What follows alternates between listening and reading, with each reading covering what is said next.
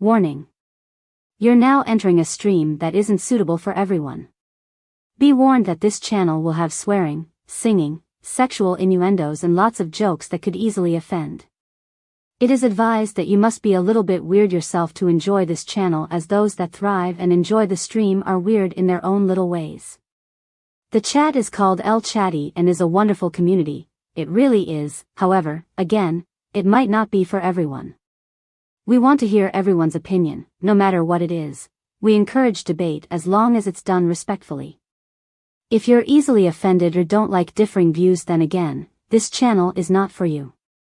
By entering this stream you do so at your own risk. If you want to try it out, that's absolutely fine, but if you don't like it, no need to announce your departure, you can just leave quietly, as this isn't an airport. Besides this, this is obviously going to be this. If you want to know what really happened, you need to watch this. This is the only place you're going to get this type of interview or I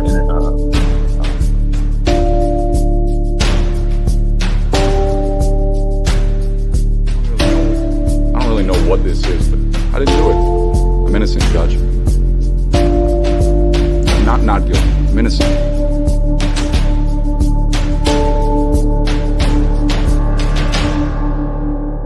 We, the jury, being duly impaneled and sworn, find the defendant Matthew L. Moore not guilty of murder, as he stands charged in count 1 of the indictment.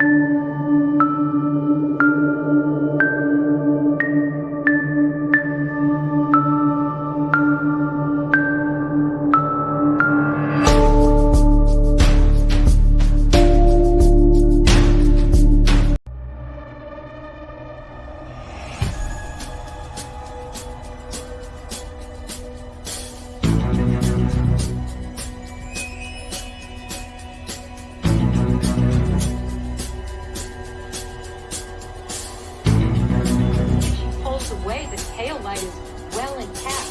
And all of that is not going to hold on.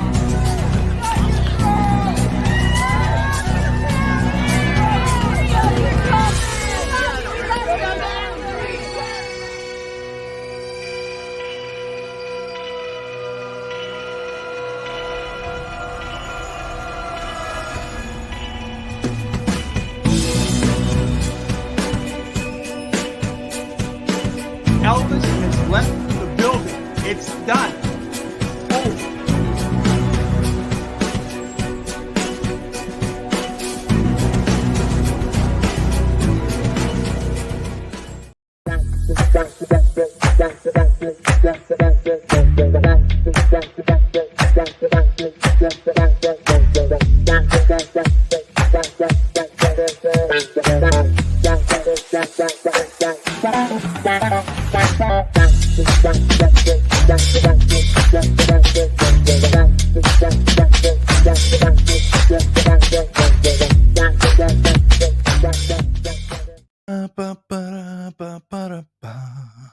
Press the like, press the like, press the like, please. Press the like and subscribe. It would mean the world to me if you liked and subscribe. Like and subscribe, everyone. Let's fucking go.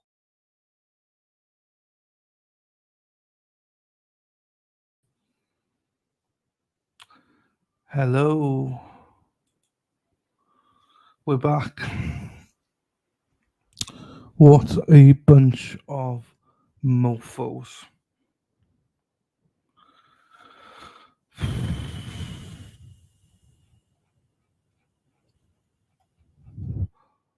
So that is not great. I just had a strike, so I got to go on a course. Fuck.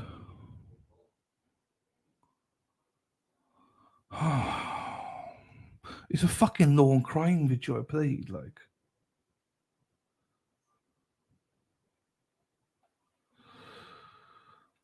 Thank you, Dean and Josie. Josie for me, Dina, thank you. Oh, yeah, that's true. Thank you. So 2 strikes and you're out. Which is a bit of a worry. So the morning session, been deleted. They deleted it all. So I've got to go on this course now. The fuck course it is. Today just can't get better. It just can't get better.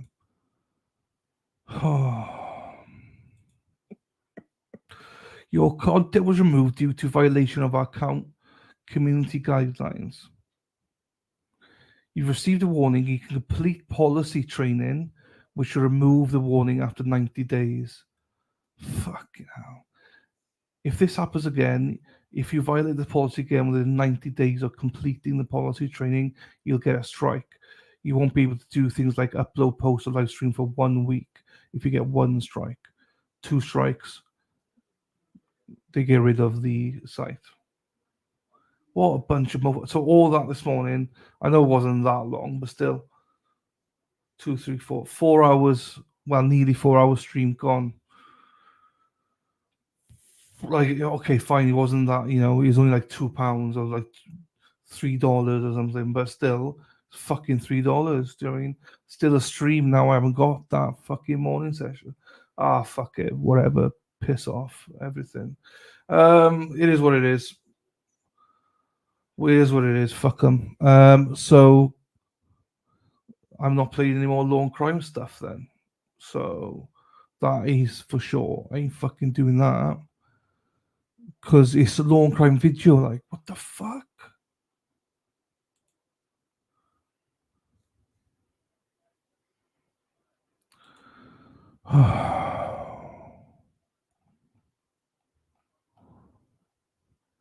Okay, whatever. I'll have to look at it in a little bit. I can appeal, but if you lose the appeal, then you're done. Do you know what I mean? You get the strike. So I just do the course, and then I'll have to be a good boy for 90 days. Because if I get another strike, then I'm out for a week. In that 90 days, so I can't play anything anymore. I know people keep asking me to play stuff, which I love people, but I can't anymore. No, it's law and crime, Joe. It's law and crime. Because that's what I was playing. It was their video. Like, it could be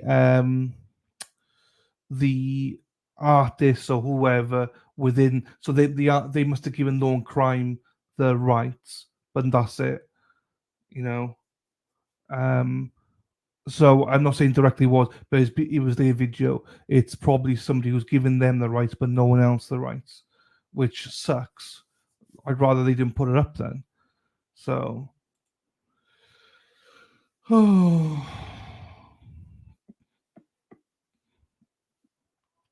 the difference with law and crime during the days are it's one feed, so everyone taps into the feed, so they can't say nothing about that. What's happened here is someone else is giving, like, for instance, Kimberlea. For instance, Kimberlea does stuff on this. Well, not her. She's a bad example because she will sign over the rights, but someone's given them the rights of something, but it's been taken down because of that. The lunch video, yeah. So lunch video, yes. That's the lunch video. Yeah, the video we're watching, yeah. Video we're watching. Oh yeah, no, it wasn't a trial. Wasn't a trial.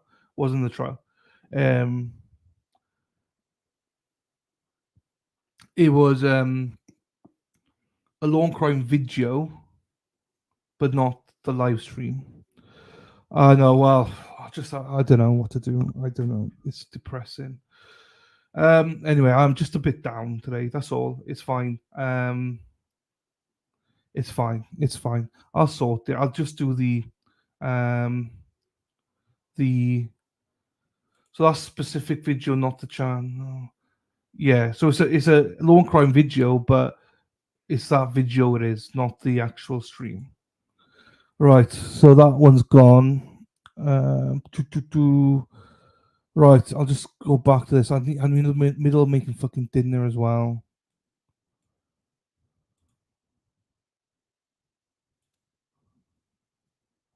Right.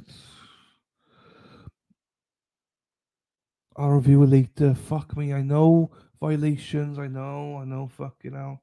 Oh, thank you, Tracy. Love you more, Tracy. Love you more. Well, love you more than Dana, that's for sure.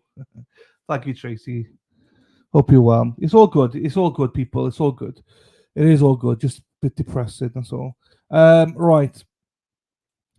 I'm not putting any third party on anymore. Lady Di's not here, but Lady Di, you're gonna be gutted because all the videos you send me, I will not be playing them.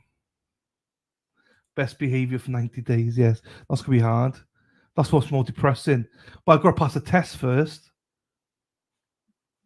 I've got to pass a fucking test first, don't I? Imagine if I fail a policy test. Oh. Do you still have the video of Dennis dancing in his speedo? You can play that for an hour. Yes, and you. We all love you. Thank you, everybody. It's all good. I'm just ignore me. Ignore me. Thank you, Robin G. Ignore me, everybody. Thank you for the gifted memberships, my darling. They went to Tracy V, Landy, Corey, Janine Campa, Alupina. Oh. Thank you very much, Robin G. It's very generous of you, my darling. Thank you so much. Hi, Tracy. Ask for a money review. Yeah, this will be the second time I asked for one. So I got one. So I had trolls on me back in November. And I got stricken for nudity. So my channel went in the review for nudity then. Which thankfully I won because it was me that was nude. Like I was topless. You know, when somebody complained I was nude, I was showing nude titties on my stream. I was like, yeah, I am. But they're my own. They're not fucking, do you know what I mean? But whatever. Fuck them. Right. Let me get this stream up ready. It's going to be a bit boring, people, because I need to go off and do... Hi, Tracy Murray / Dylan's favourite.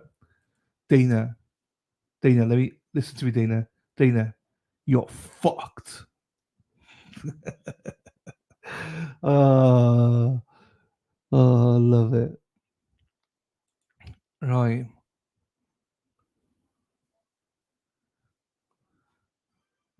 Yeah, John Como would be fucked. But like I try not to go nude anymore for that reason. Because the trolls would pick up on everything.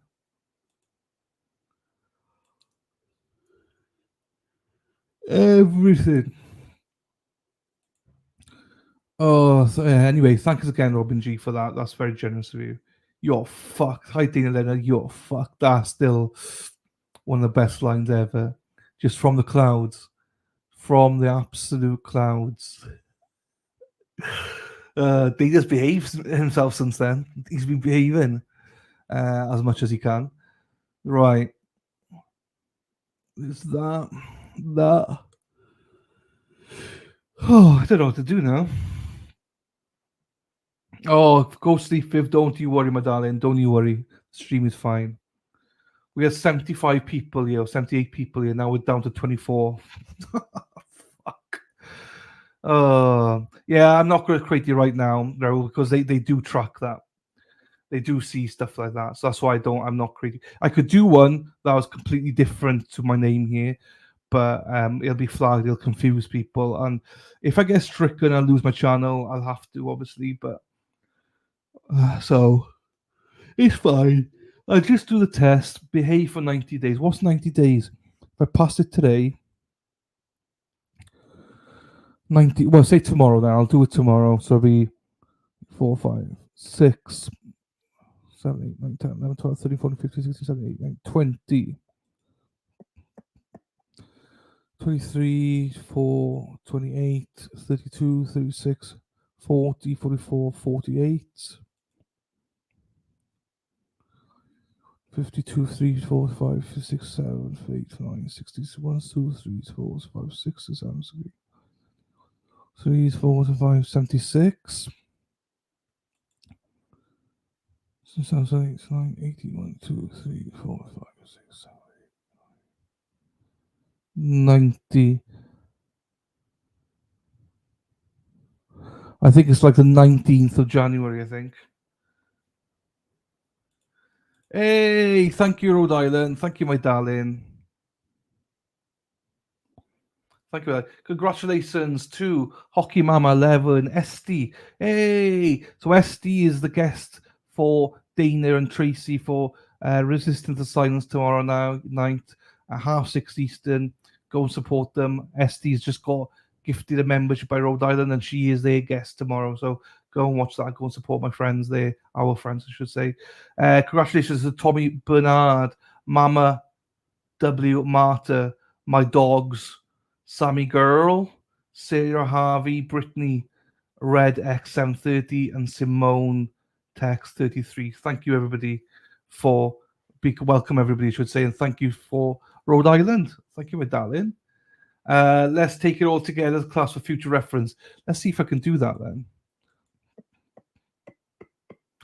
Let's see if it allows me to do it without.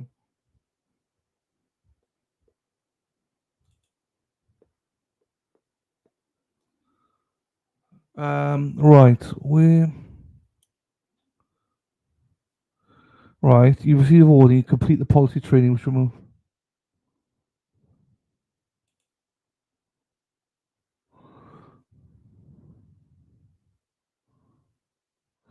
Policy, unless it's been sent to me. I don't know where the policy training is.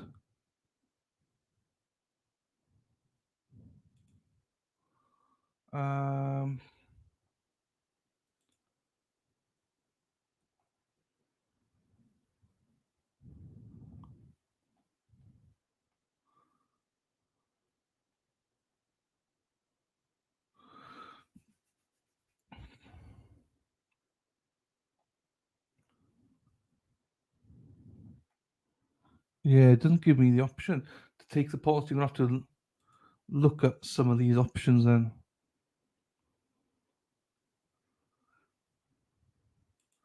Warning.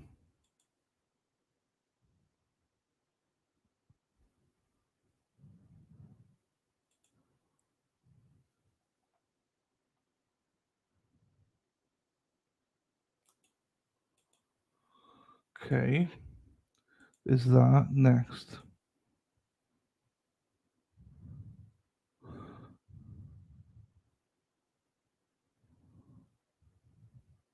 Take training. Next. Okay, we can do it, people. Let's do it. Right, hang on then. Oh, actually, yeah, well, don't do it. Yeah. Okay, so the question is, right, I'll read them out to you, right? A creator wants to support the premiere of their friend's short film. The creator live streams a trailer of their channel after getting permission from the film's rights holder. Is this a violation? Yes or no? No. That should be a no.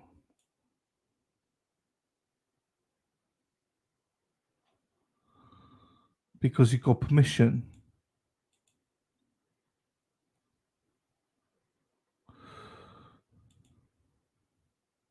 Yeah, I was right. Right, now I can go to the test.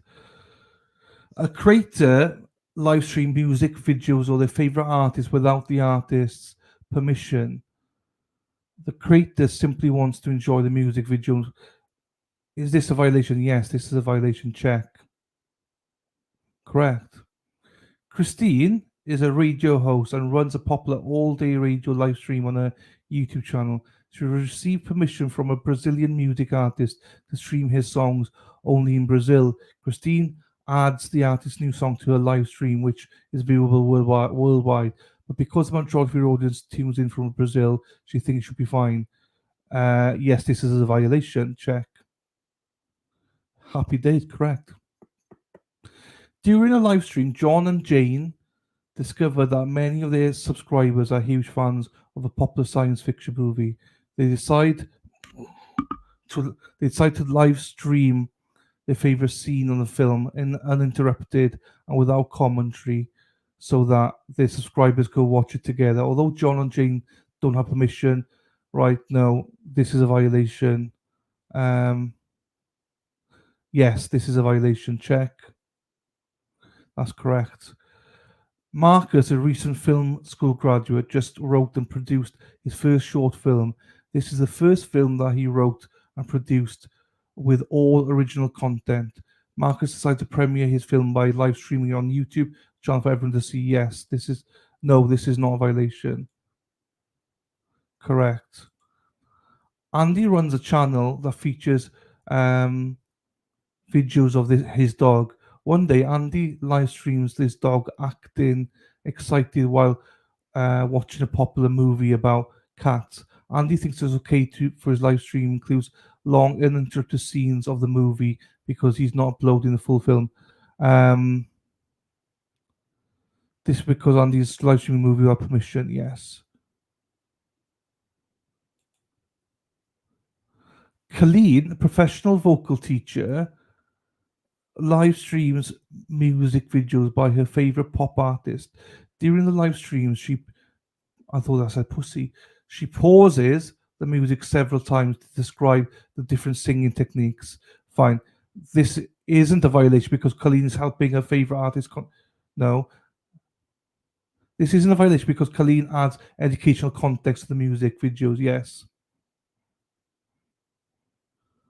We may also allow live streams.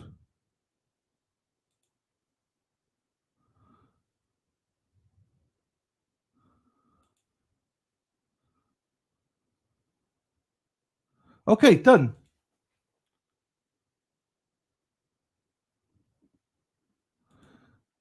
Done. I think that's it. I think that's it. Okay, yeah. So my strike, I got to behave until 19th of January. 19th of January, people. 19th of January is when I can misbehave again. Until then, yeah, it's different. Like Robin, I've had loads of stuff where it goes down. That's like normally comes back up and it's fine. You just delete it. They've taken that now, as in, no, you get a strike for it. So what happened to Glera last night normally happens to me, but this is different. You've got a strike now.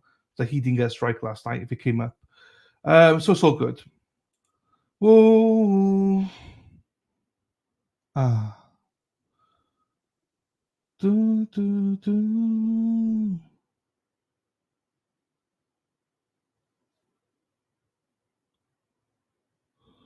Okay. It's all good, everyone, people, right? Oh, well, yeah, Dateline would do that for you. I learned that very fast. Hi, Sue, how you doing? Nothing. It's all good. We're just doing another stream, afternoon stream. Got kicked off one stream. She's back. She found us. How the hell did you find us? How did you find us? We tried our best. I'm joking. We got kicked out of one stream, so we're back into another one. Whatever. I've done it. I've done it, Viv. Thank you, Viv. I've done it. They're all quite easy. A couple of questions that you could have been like, ooh. No, I need to make dinner as well. I'm not going to play anything anymore. So I might have to do two. Oh, fuck's sakes. Oh, no. 2 teeth pulled. Oh, no. Rest up then. Rest up. It'll be Christmas time. Easy peasy, I know. But I can't even enjoy that anymore because, yeah, with some sort of copyright, it's fine though. I've just got to strike that. Hopefully, will disappear on the 19th of January. I just need to remember I got a strike. No stripping off. No. Shit, yeah, I have to really behave now because I am going to be watched, don't I? No more dirty stuff. I don't know what I'm going to do for dinner. I was in the middle of looking at it. I was big side here. I know, Robin. I know. I was in the middle of looking at it, but now I'm like, well, I've not done anything yet. So I guess I don't know, cheese and toast or something. cheese and toast. I have no idea. I don't got much of an appetite anyway, so I don't know.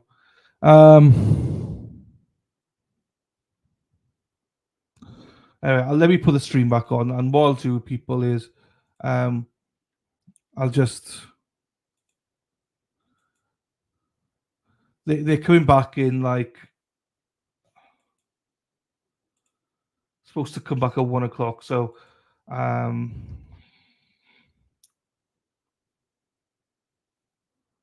right, and I'm going to go and try and get some food sorted. Sorry, people, not entertaining, I know, but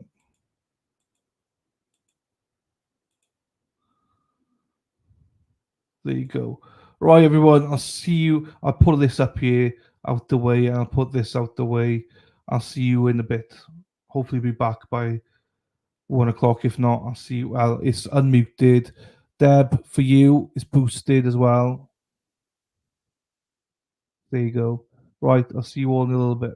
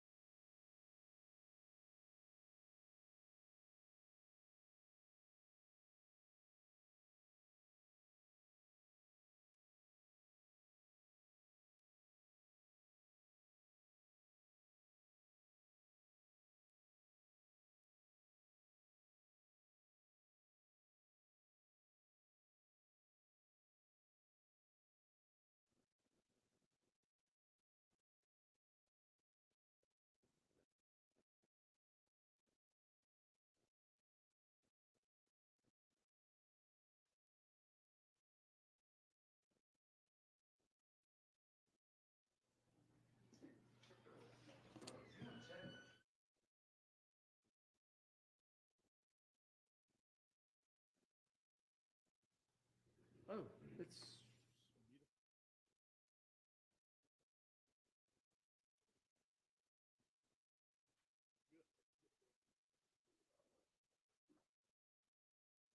All right. Queue up your next call. Please, the court, counsel, we're on calls 19.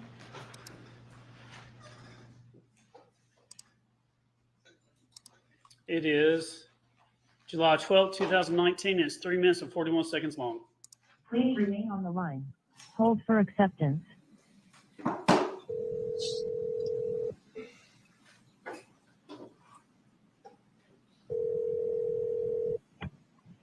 This is a prepaid call from Melody Farris, an inmate at the Cherokee County Jail, Georgia, carried by Consolidated Telecom. Your call has been accepted. Hey, baby. Baby. Hey, can you give me a speaker? Yeah, kind of, sort of. I need to make this really quick. All right. Working on it. It's all you got to say. So bear with me for a second. Okay.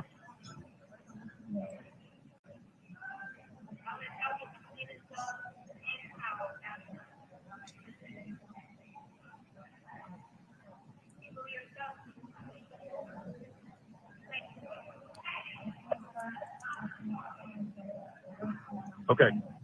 Hey, you need to get a message to Amanda. It tells her to not say a word about anything. Message to who? Amanda. Get a message to Amanda. Do not say a word about anything. Anything. Okay. Tell her that is very, very important. Okay. Nothing. Got it? Got it. You understand what I'm saying? I do. Okay. Everything okay in your blood? It is, but it's got to do with the neurosurgeon. Oh, and? I'll get a MRI about a week and a half. Okay. Do you think everything is okay? Yeah. Okay. I'll leave you anything else to worry about. Do what? I don't need anything else to worry about. No. This is Manor. What were you telling me last night when it kept cutting off?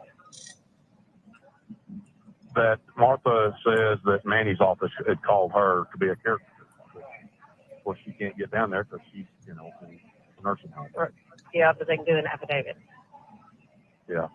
So, but I just can't imagine Manny's office. She just No, it wasn't. No, it's so get Amanda to text you Michael's number, Okay. and then you can get it to her. Okay. But it needs to She be done talked to like. them. She called them back and talked to them. Oh. Yeah. I don't know. Weird. Well, go by there today, okay?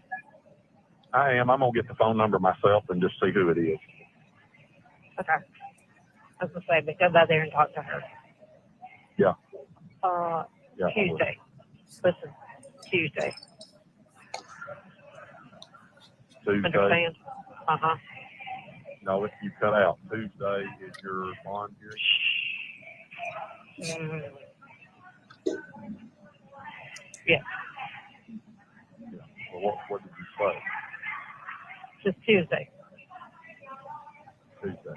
All right. I get to go. We're locking down. I'll call you back. Okay.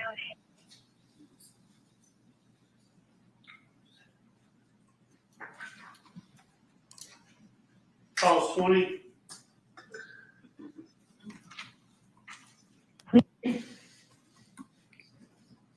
July 12th, 2019, 6 minutes and 42 seconds long. Please remain on the line. Hold for acceptance.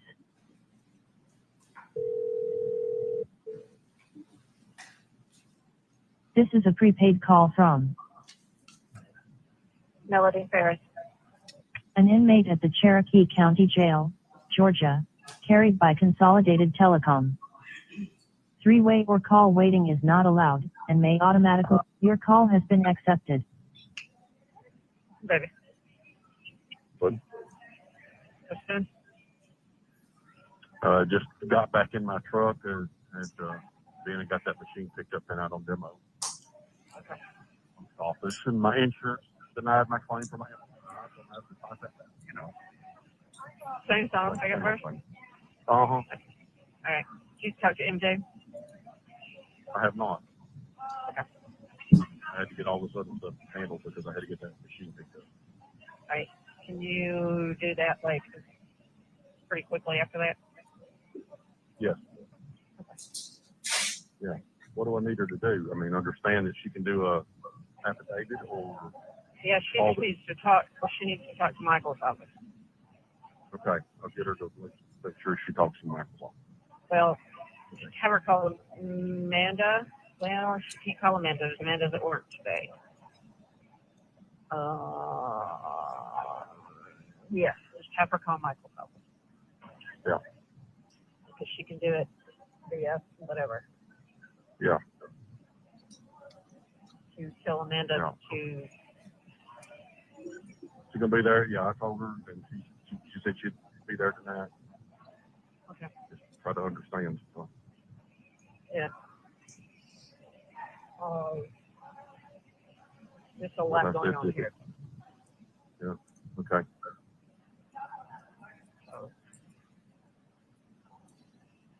You okay? Yes. Well, what's a chess match? Do what? What's a chess match? Gary. Yeah. In capital letters.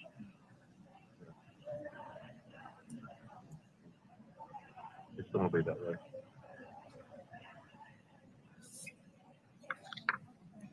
Did you ever talk to Amanda? Tell her what Bobby said? I have not talked to her. Talking to her is not simple. No, it's not.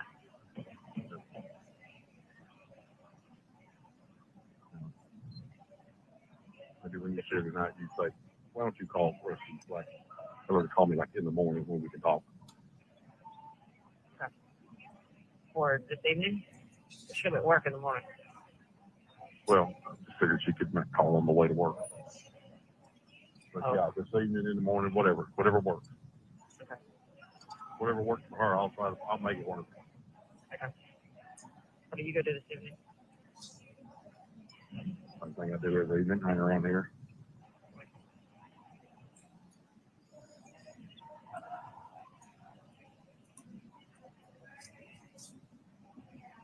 Oh. Have you heard any more from him? No.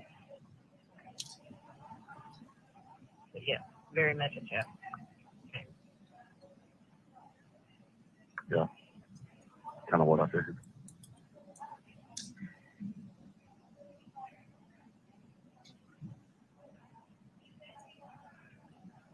Oh. Oh.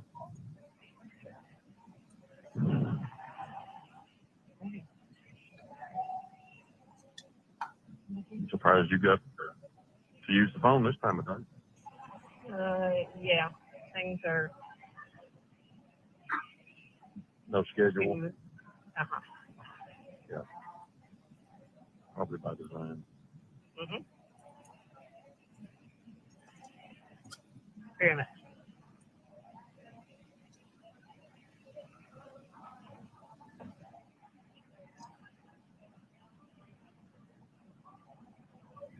Someone from Michael's office came today and enlightened. You? Mm-hmm. Good. But yes, be careful who you tell Tuesday.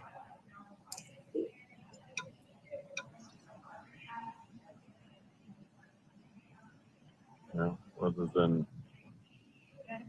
Bobby and Martha. Right. So nobody. Right. Well, did Amanda respond back to you when you told her to pick a lock? Yeah. Yeah, we didn't know the what. Amanda can have some really blonde moments. Well, me too. I told her to just zip it. to anybody. Yeah. Right? Correct. Yeah. And who she's going to be with. Mhm. Yeah. All right, baby. Did you ever get money put on this? I haven't, but I sent her phone so I could know if she had. I haven't sat down and tried it yet. No. Did it tell you how much you got? Well, we're swapping back and forth, so. And I haven't I'll been ask able to her call about him. that too. Right, and I have not been able to call out to her. Okay. So tell her that. Okay. Yeah, because she said you had to call her this morning. Right. So Yeah. Go ahead and tell her that I haven't been able to call out to her. Okay, I'll tell her that. It's an orchestra. Yeah.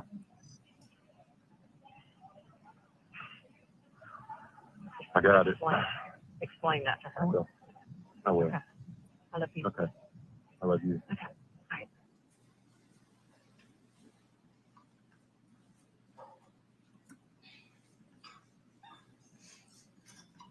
Call 21.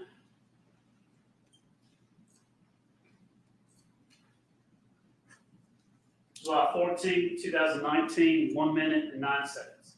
Please remain on the line. Hold for acceptance.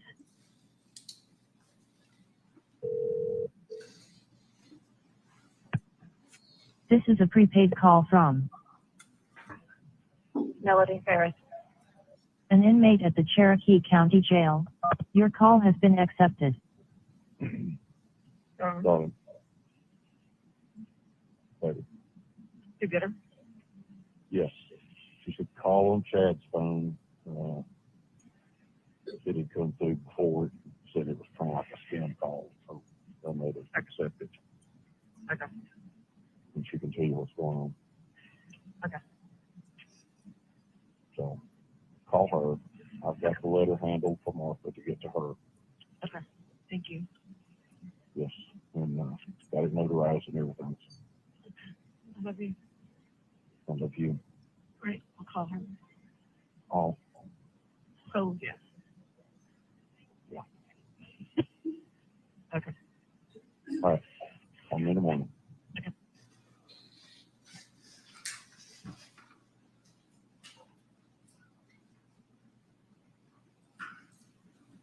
Calls 23.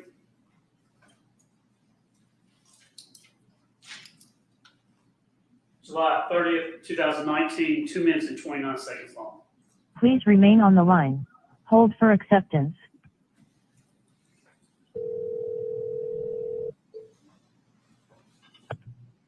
This is a prepaid call from Melody Farris. an inmate at the chair. Your call has been accepted. No. Darling. All right.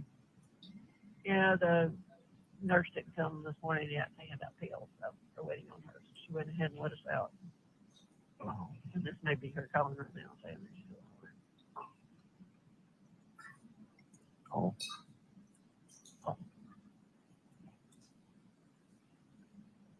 You okay?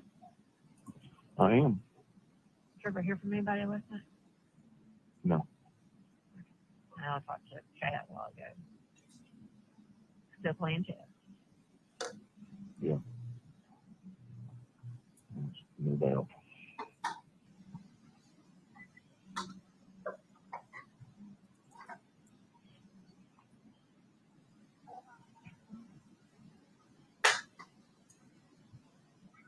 Lord.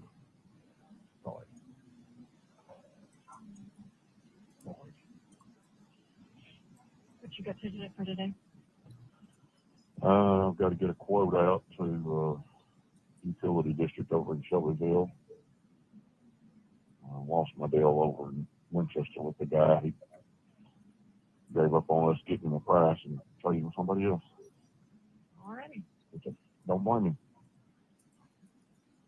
Would you pass that along to the higher up people? Well, I didn't find it out till but yes, I did send an email out and told them. I haven't heard from any of them this morning.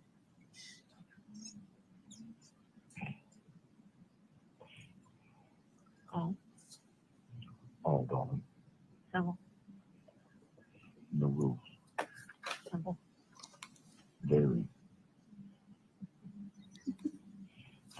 Very simple. Very. All right, here comes the nurse. I'll try to call you back when we get back out. Okay. Okay, love you. Love you.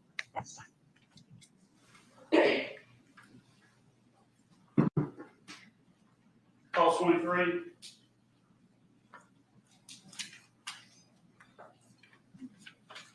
July 31st, 2019, 5 minutes and 40 seconds. Please remain on the line.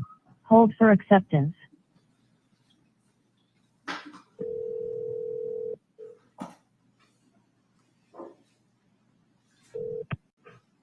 This is a prepaid call from Melody Farris. Your call has been accepted. Baby. Darling. Sound like that a lot then. Well, beginning to wonder. Well, this morning we got up for breakfast as usual, which is at 7. Between 7 and 7:30. But anyway, it was a little bit later this morning because we had a girl in here who was detoxing. So anyway, they had moved her to medical, and we got put in lockdown until lunchtime because nobody would clean it.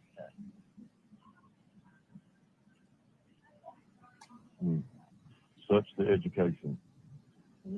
Like I told Amanda a few minutes ago, I said, I didn't get put in here to clean up after somebody's been detoxing off drugs. Yeah, really. I don't want to come in here and get something Ajax and penicillin on here. Yeah. That's true. Have you talked to NJ today? But no, I called her just a little bit ago, and she didn't answer. I mean, like 10 minutes ago, and she didn't answer. Okay, well, she started to rehab. I need you to tell her something for me. It's about your dad and Maxine, but don't act like you know. Okay. But I need for you to get up and just tell her that I said that what we blamed my mother for telling about your dad, just put it at that it was not her, it was Pat.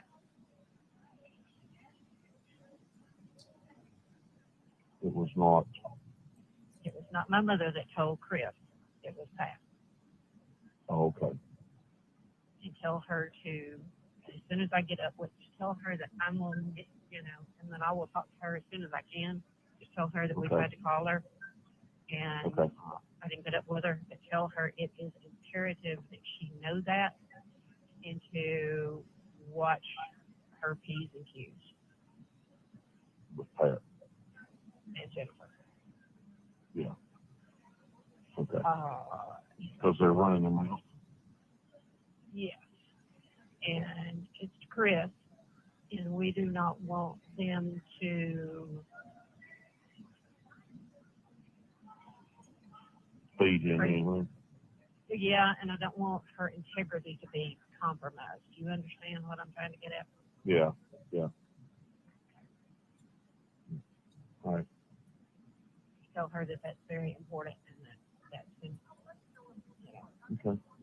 But I talked to Amanda, and she's Well, out good, today. 'cause I just looked. I haven't heard from her in a week. Right. Well, there really And I hasn't had sent her a text. I'd sent her a text even earlier today that said I hadn't heard from you, and that, and a bunch of question marks, and then I said that I had put some more money in your account. Thank you, Woody. I I just talked to her, and she was not feeling good last night. She was coming down, but I don't know, it sounded like plague. But anyway, yeah, you did said. yeah, but she sounded better today. And I said, hey, what are you doing? She said, I'm actually in Cherokee County. I said, okay. I need. I said, what are you doing? She said, taking care of some things. I said, okay. So I just let it drop, and she said, well, that my square will tell me. Okay. Good. All right. Thank you for doing that, and I will go and then get me some food ordered for. I had ordered a couple of things, but I needed like long sleeve t-shirts and that kind of stuff. And I think there's that phone time on here so that I can. Because every time I put phone on there, it charges $1. So it's easier for me to put it in one big lump sum than it is. Sure. Well, and I'll put some more so you got enough and get you some stuff. Anyway, there's a big long line since we're out. But just get up with her. Actually, go if you can go back and see her. Okay, that's probably better. Yeah, and then see if she wants you to go pick her up and stuff at church. Okay. Okay, I love you. So did you say she's going to rehab today? I don't know. She just said she started rehab, and I don't know what days. Dr. Bills had got her signed up for it. So. Oh, okay. And she's very anemic. So if you will, go by there and see if her car is there. I'm just worried about her falling and stuff. So. Yeah. Okay, I'll do that right now. Okay, and I'll call you back to see if I have a chance. I'll call you back and we light back down. Should be about 3:20. So if I have a chance, I'll call you back. If not, I'll call you back tonight. Okay. Okay, I love you. I love you.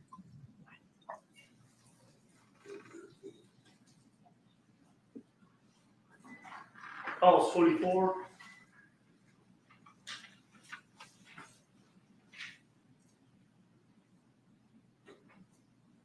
August 8, 2019, 4 minutes and 6 seconds long.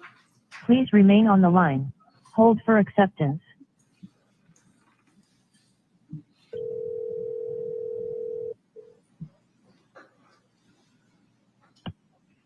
This is a prepaid call from Melody Farris. Your call has been accepted. Go. Baby. Sure. Listen. Got back from parties and, got in the shower. Such things as that. Well, you could go get you a biscuit and then come home and get in. And cut out at least, one of the showers. I don't know. And I have done that. I occasionally will do that. Well, I tried to call Amanda this morning. She doesn't answer. She has the day off. Called Chad. His phone is not accepting phone calls, so he must have gotten to pay his phone bill. So about normal. About normal. Mm-hmm. About normal. I'm like, you have a job. Yeah, I had never understood that concept of being completely off grid when you've got 12, 13-year-old daughter out there. Yeah. But mother's They got could a do mother any that's moment need you. yeah, got a mother that's got to walking around since, but monkey.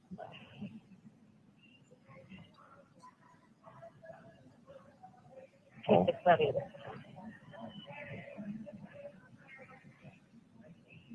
Everybody else okay? Things okay. Everybody up? Another Gone to day. school and another day? Yep. Madeline was up. She was already up and dressed and making her lunch when I came down this morning. All right. Yeah. That one is self-sufficient, I'm telling you. Yeah, be careful. I had one like that was very self-sufficient. That would be Emily. Yeah, but you are too, so. Well, it's true. Well, yeah. I mean, heck, let's see, what grade is she in? 8. Oh, heavens, yes. By that time, I was up, getting myself ready. I mean, I was on the bus at 7:03. That's what time the bus picked up down at 4th Street Church. Headed to school, and then I'd come home and I'd go to the store and work. So, yeah. She's up and at 'em. And, I was cooking, at home, and, I did all the yard work and all the house cleaning. And so, yeah.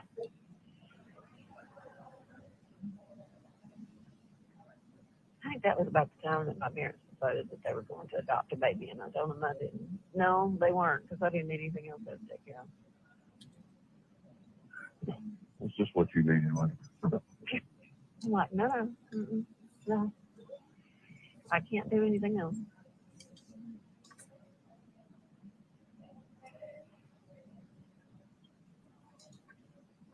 Oh. Oh, darling. More. Much more. Very. All right, baby. This is one, and we're not out for very long, so if things Okay. change, I'll call you back in a little bit. That'll be good. Okay, I love you. Be careful I today. love you. All right.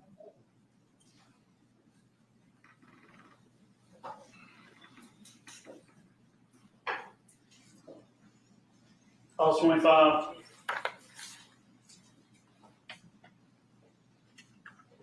October 12th, 2019, 57 seconds. Please remain on the line. Hold for acceptance.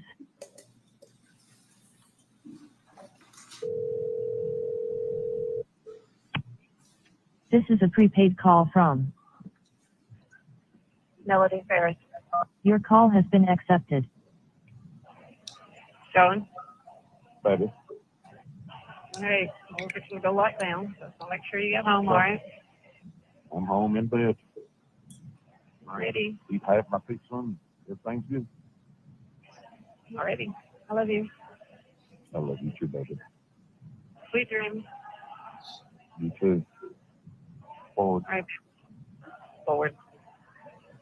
Oh. All right, baby doll. All right, color to the way. All right, baby. Okay. Night.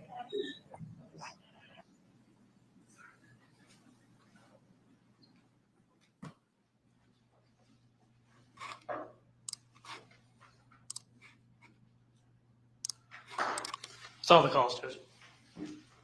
All right, you got something else y'all want to present? Yes, Judge. State Call Sergeant Daniel Hayes. All right.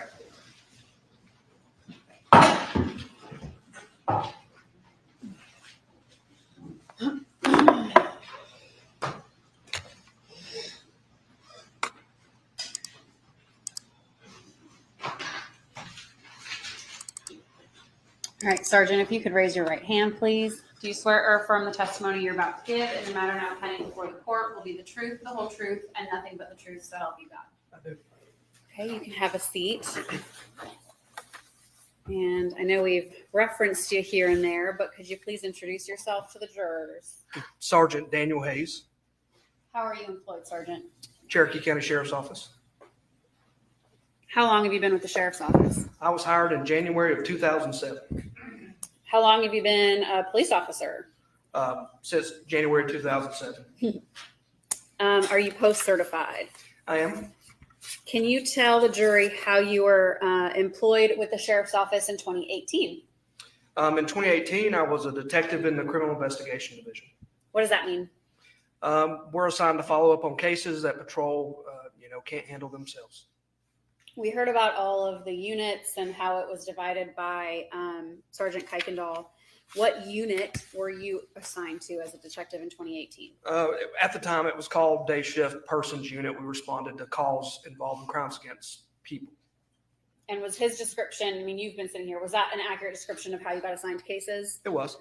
Did you get assigned this case back in 2018? I did. How does that happen? In this particular case, we responded. We were on the scene.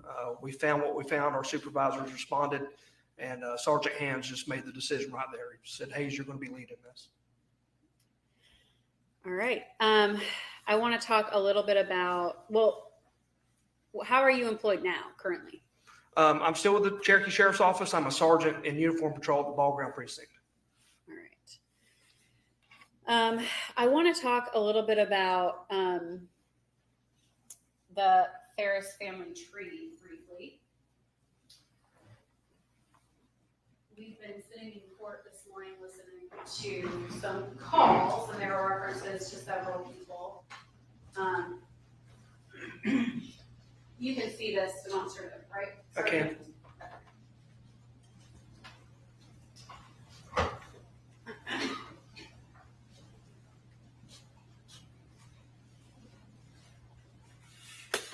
let's start with when you arrived on scene at Purcell Lane back on July 5th of 2018. Who did you speak with first? What was going on? When I got there, we were led by Uniform Patrol. I believe Lieutenant Simmons or Captain Simmons. I don't quite recall his rank at the time. Gave Detective Kuykendall a briefing. I walked down to the burn pile where other people were. And eventually, did you learn about all of these individuals who are on this family diagram, family tree? I did. Okay. That evening on July 5th, did you speak with Chris Farris? I did not. I don't believe I spoke directly to him. He was there. Okay. Did you speak with Emily Farris? I did not. Did you speak with Scott Farris? I did. Okay. And did you speak with Amanda Farris? I did. All right. And did you eventually learn all of their partners? So Chris was married to Jenna. Correct. All right. And then Emily's husband, Chris Payne, did he show up with her that evening? He did. And then Chad Bruce, was he on scene that evening? Yes, I believe he was there at some point. And who was he to Amanda? At the time, I believe they were engaged to be married, fiancés. All right. When you arrived on scene and you went down to the burn pile, when you looked at the burn pile, what was going on through your head?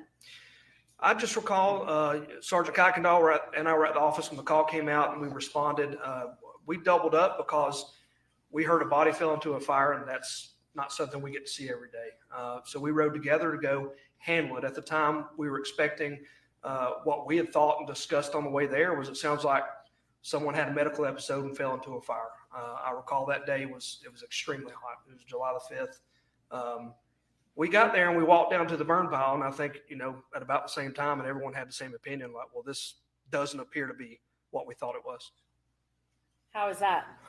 Just the damage to the body. We could make out some bones in the fire, and it just didn't appear to be that someone just had a medical related incident and fell into it recently. So once you saw the burn pile and the remains, can you tell the jury who all responded to the scene that night? That day, the fire department was already out there, Uniform Patrol, of course. Kuykendall and I went as, I believe we were the first arriving members of the Criminal Investigation Division. Of course, we started making phone calls, relaying to our supervisors what we had. The crime scene unit was sent out there. Eventually, more firefighters and other specialized personnel like the forensics, they were calling in people. When you started calling to supervisors, did supervisors start arriving on scene? They did. Is that typical? Yes. And so when you say supervisors, who all, what ranks? Kuykendall and I reported directly to Sergeant Hands. Above him was Lieutenant Darrell Clark, and then above him was Captain Tommy Pinion.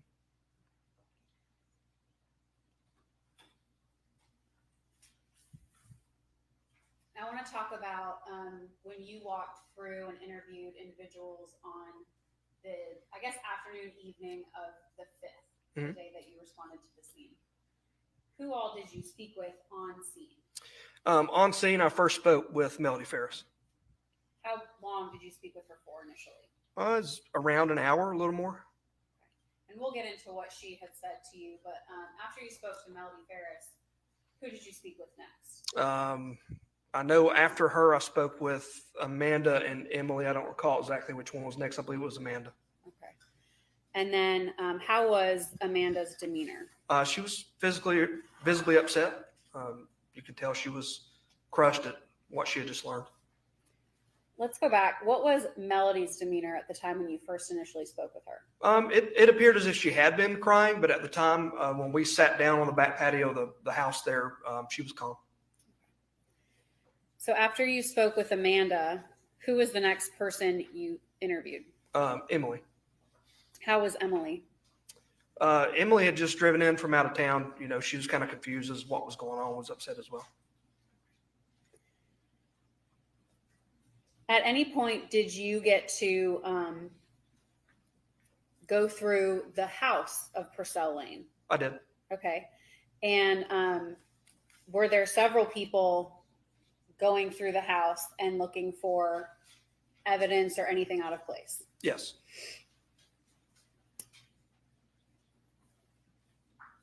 And tell the jury a little bit about how you were being communicated with about what was found, where it was found, who it was found by. Tell the jury a little bit about how that works. In the initial stages of the investigation, I kind of, after I interviewed Melody, directly after more information had been found, I would be getting phone calls, text messages. People would be coming up to me in person and relaying information while I was on the scene. So while you were interviewing people, were you also receiving information? Yes, I was being interrupted during interviews. At times I'd have to step out of interviews to, answer when it's a sergeant or lieutenant call and they want an answer right then. So after you spoke with Emily, who did you speak with next? I believe I interviewed Melody again. Okay. At some point when you were on scene, was there a projectile found in the basement of the home? Yes. And then at some point later that evening, was there a projectile found in Mr. Farris's remains? Yes. Okay. And at that point, how did your investigation shift or change, if it did at all? We responded, like I said, to what we thought was a natural death with a body that fell into a burn pile. When we got there, we had suspicion that was not the case. And then when we found projectiles in the basement and the bones of the body, it definitely changed the projection of the investigation that we had confirmed it was a homicide.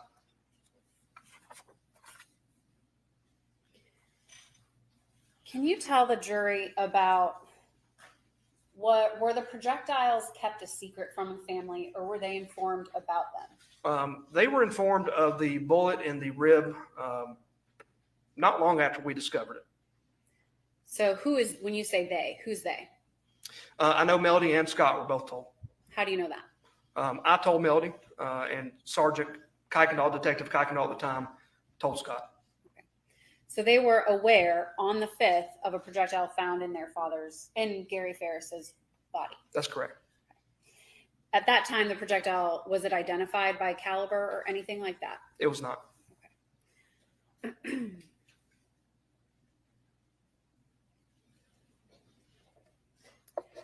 Was the rest of the family eventually informed about the projectile found in Mr. Farris's remains? They were.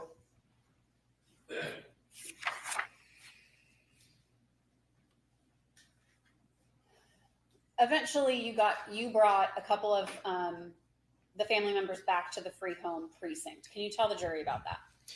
Yeah, as you know, the scene progressed and we learned new information, I realized I needed to talk to people again. Again, it was hot. It was getting late.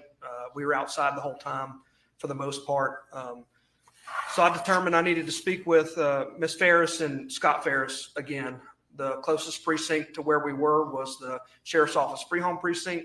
So I asked them if they would meet me there so we could talk in a more comfortable environment inside to get out of the heat. Why just Mrs. Farris and Scott Farris? They were on scene at the time. We knew they had been there most of the time. We'd spoken to the daughters and the other son and determined, that they were other places over the last couple of days. So we thought in the initial stages of the investigation, we need to get as much information, firsthand information as we could. And we knew that Melody and Scott would likely have that. Do you know how both of them, well, let's start with Scott. How did Scott arrive at the precinct? Scott drove himself in the truck. Okay. And how did Melody arrive at the precinct? I believe she was driven by Amanda. When both Scott Farris and Melody Farris were at the precinct, did you have the opportunity, or did Kuykendall or you have the opportunity to search Scott's vehicle? We did. Did you photograph that search? We did.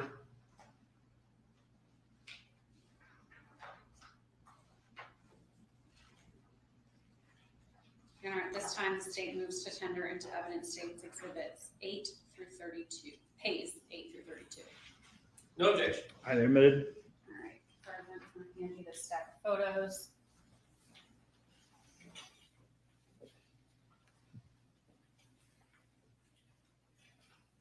Did you end up collecting anything from Scott's vehicle? No, we didn't find anything of evidentiary value. Are those the photos from his vehicle? They are. Okay.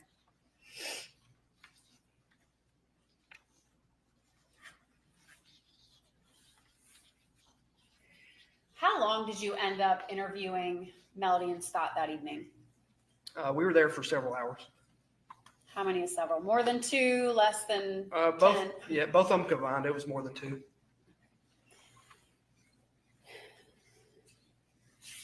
I want to jump forward a little bit. Well, not that much on the 6th. Did you have the opportunity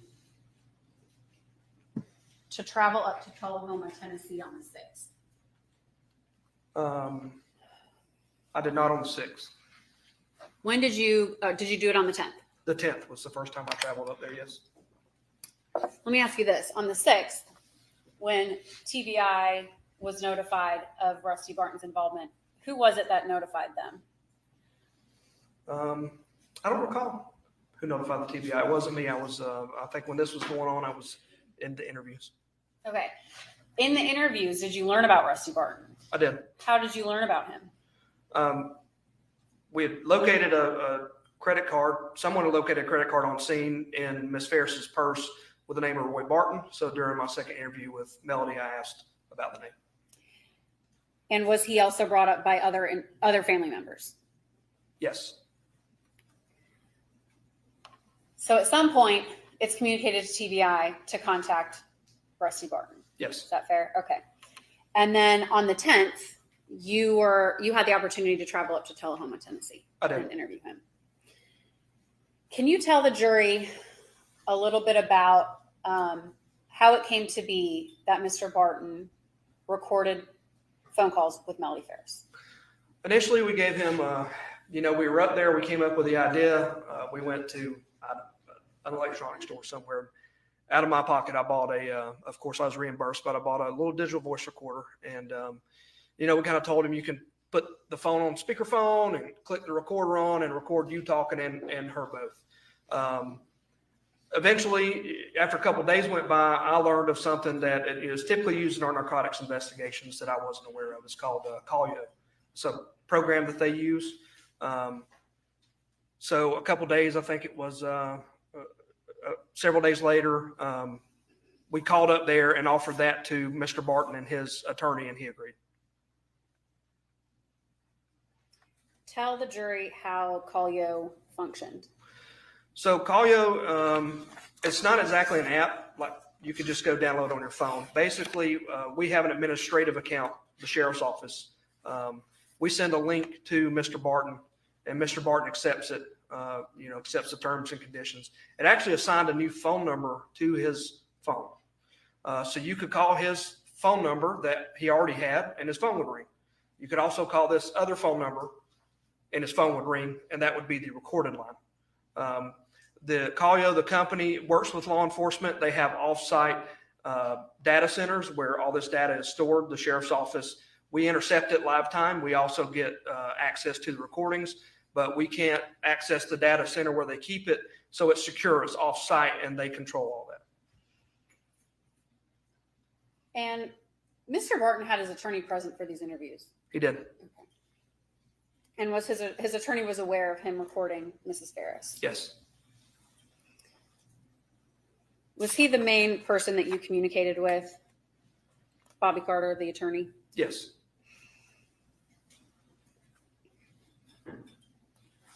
Were you able to listen to the calls in real time? Yes. Did you listen to some of your calls in real time? Initially, for the first several weeks, we did. I could actually set it to where at the time I had a county cell phone when I was in investigations, and it would alert me. My phone would ring as well, and I could answer and live feed in. I could log into my account on the computer later and listen to the recorded phone calls.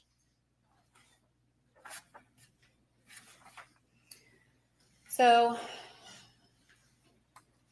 I want to talk about on July 24th, that interview with Mr. Barton.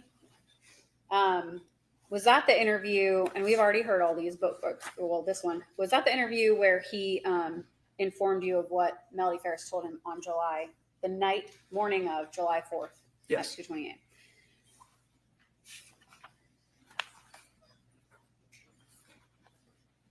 And the following interview, well, and so on the 26th, is that when you presented to them Collio?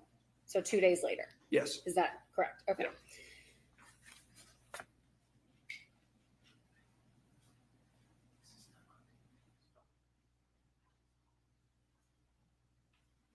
Just gonna switch these out real quick.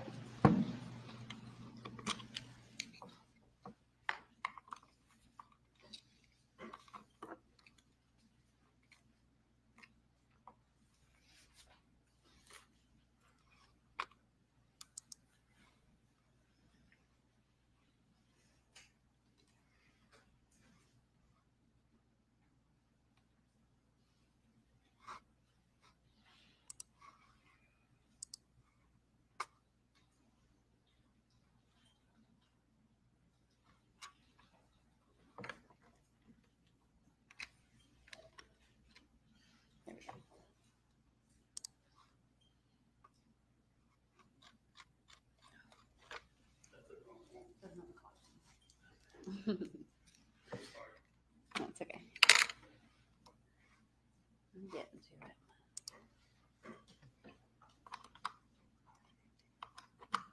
All right, back to the original.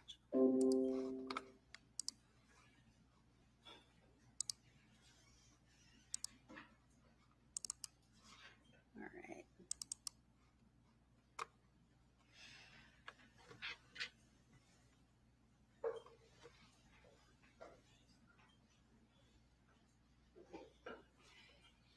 At this time, Judge State moves to tender Collio's 1, 2, change this one, and 3. No objection. All right, they're moved.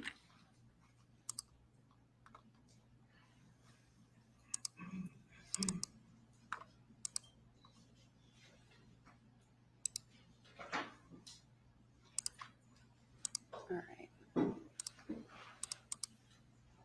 At this time, I'm going to publish Collio's 1. Hello.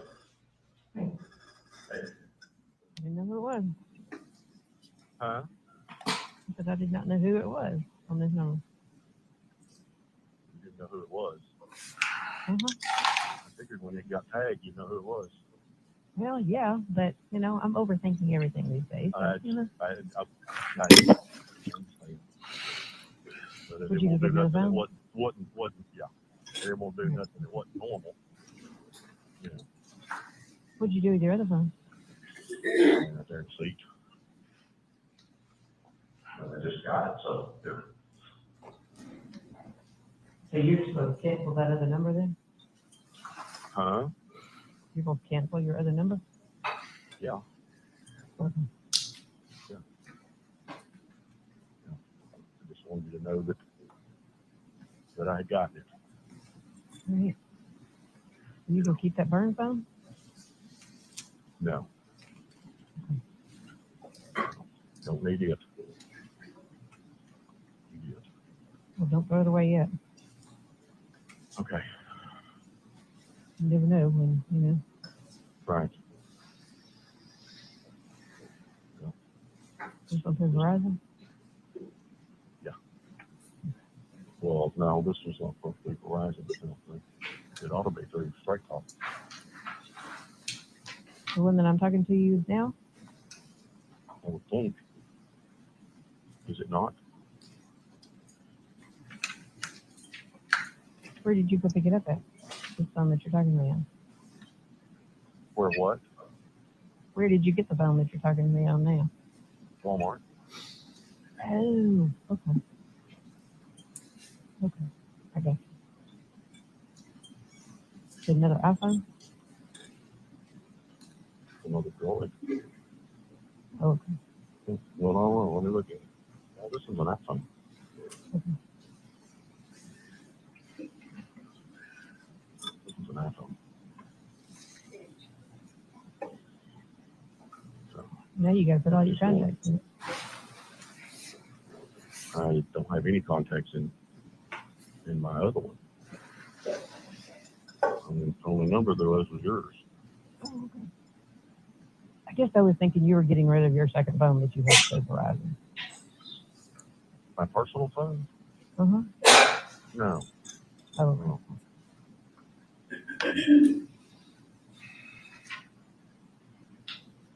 Well, I mean, that's everybody's got it. So now you got three phones. I know. Well, I've been carrying 3 phones since the last week. I'm still trying to figure out, or they did, or they were bluffing that you had a third phone.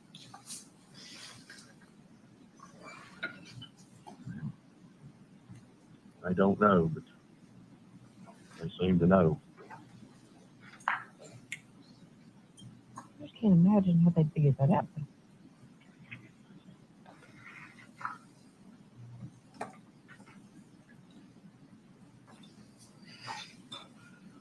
I got no idea. I don't trust it if I did not throw them. Well, I don't trust either one of them until I could, as I've said, I'm computer stupid, and these things are little computers, and they got people that all they do is work on this stuff. Right.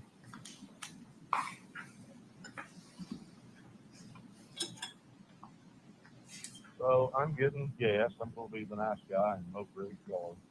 Aw. Now don't screw it up, man. I know. I guess you heard It'll from be the first MJ. time for me on a 0 point. I guess you heard from MJ, have you? No, I have not.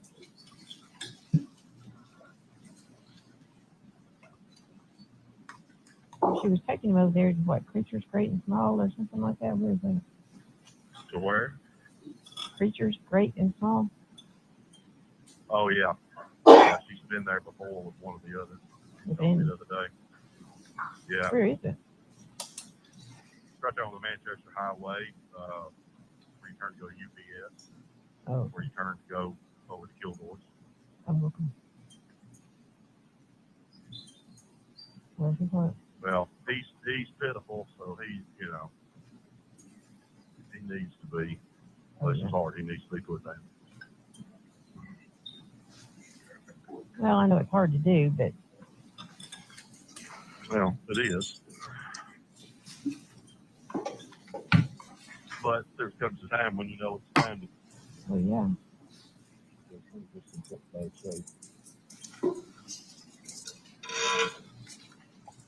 Poor little old wine, she's been in pretty bad shape. For a long time. Although I think he's been about the healthiest of all of them, though. Yeah.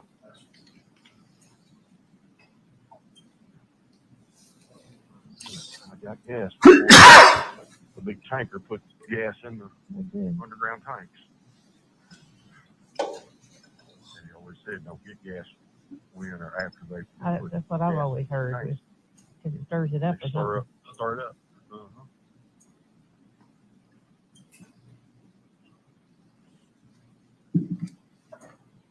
And you got 2 tractor trailers in Speedway parking lot, and they can't. One's got to move, let the other one out. I don't guess you told Christina about any of this, did you? Uh-uh.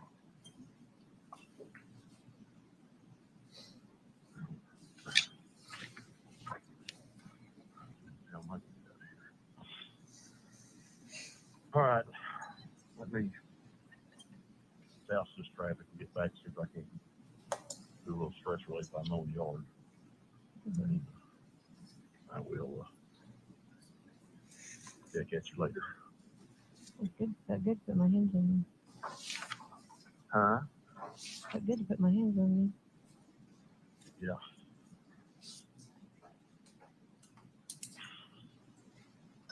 All right, sweetie. I'm gonna roll. Okay. I love you. All right. I love you. Talk to you later. Okay. Bye.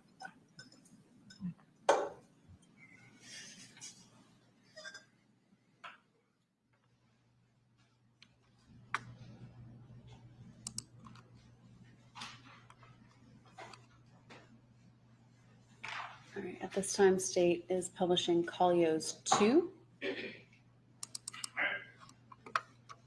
That's 6 minutes and 31 seconds. Sitting there in the bed eating it, and all of a sudden the basement door slammed. Oh, wow. So I sent Amanda a text. I said, I'm going down to the basement. I heard the door slam. I went down there, and his office door was standing wide open. Scott's not here.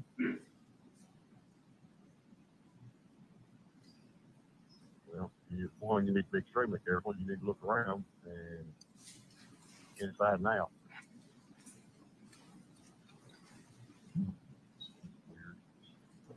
I know. This is twice that it's happened. Scott's not there. Of course not. Well, he did go to work to do some work for somebody. So I just will let you know what happened. Well, obviously, be on your P's and Q's. I mean, I know you're going to, but yeah, I went down to the basement. And I looked in every closet. Oh yeah. I went down and looked in every closet and everything. Of course, the door was locked. It comes up to the, there in the dining room. Right.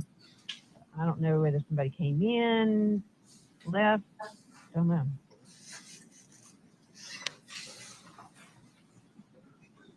Super creepy though.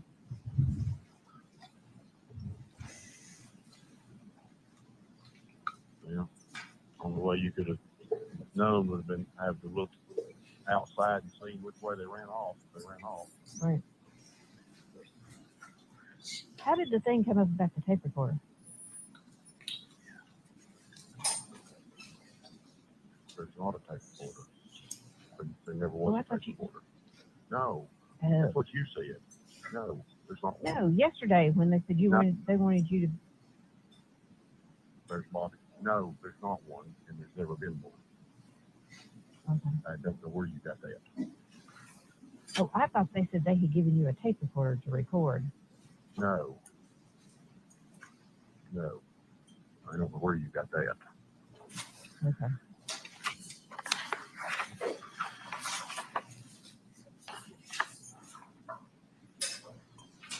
Well, didn't you say yesterday, no, I'm not recording?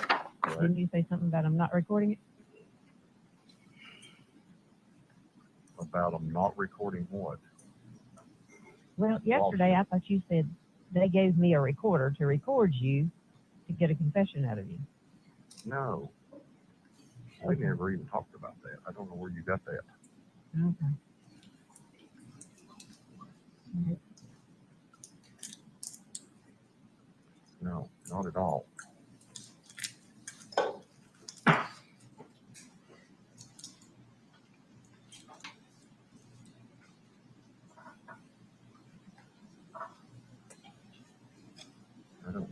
I don't know where that came from.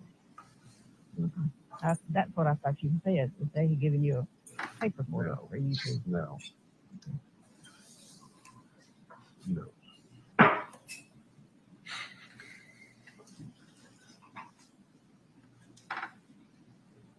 No, I think I think you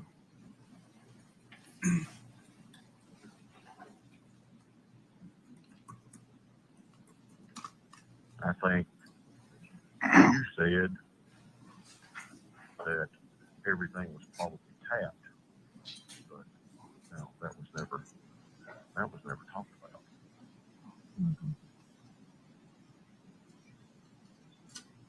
You had said the other day that probably every phone was tapped. That's why you would change phones again. And I figured that's what I needed to do. Because they seem to get all the numbers.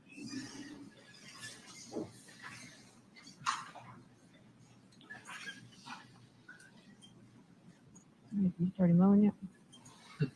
No, not yet. Got it filled up with gas. Started it. Turned it around and stuff. Did you some light? Not yet. I kind of thought I might go do that first before I got dirty.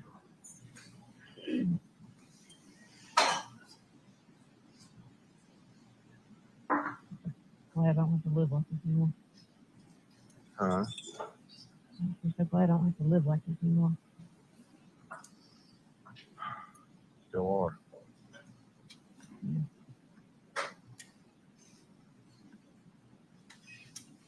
Worried about every phone that rings and dog that barks and door that slams. Marks and door that slams and everything else.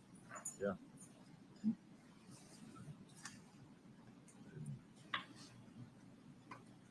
You know, can't remember nothing and don't know. That's just it. And your mind goes 1,000 directions. 1,000 different directions.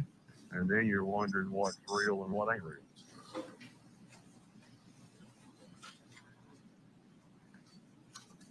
Well, even Motley and Lucy both did just bark when it happened.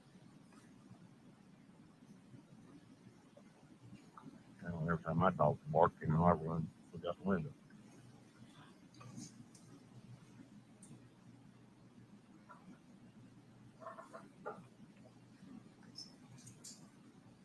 So, all right. Well, I'm going to grab me a bite to eat and then more grass. Right? Okay? Fine. Keep your eyes open. Okay. Love you. I love you. Talk to you later. All right.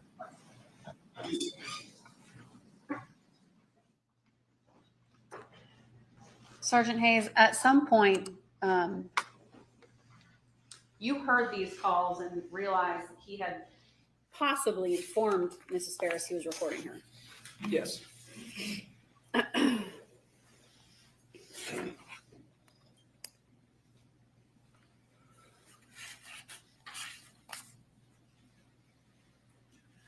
When you initially confronted Mr. Barton with that information, was he truthful about it?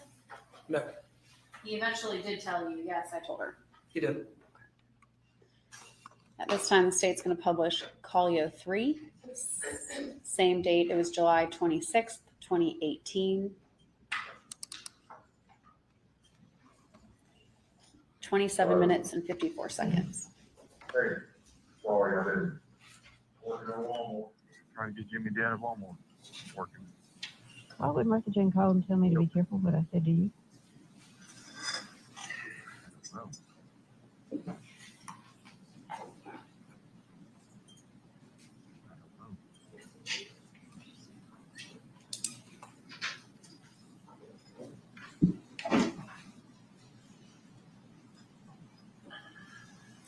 you're really confusing me on all this. What's going on? Well, I don't know. That's what I was asking you. She just called and said that you had just left there.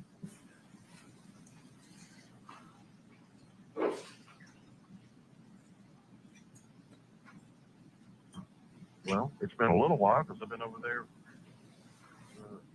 and buried the dog. That's been a little while. Yeah, she said that. Well, she said you just left, and she said you need to be really careful what you say to him.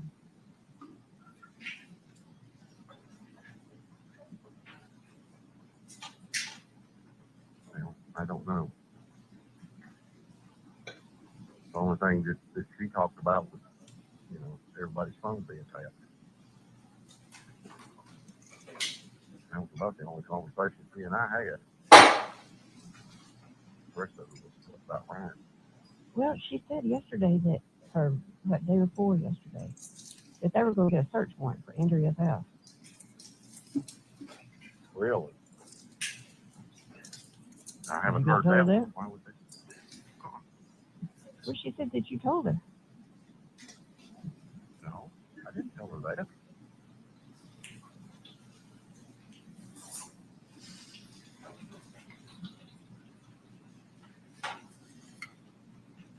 I don't know where she's coming up with this, because I didn't tell her that.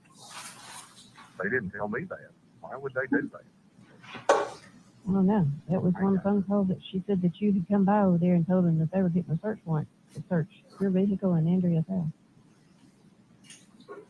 There has never been any talk about the search warrant for anything.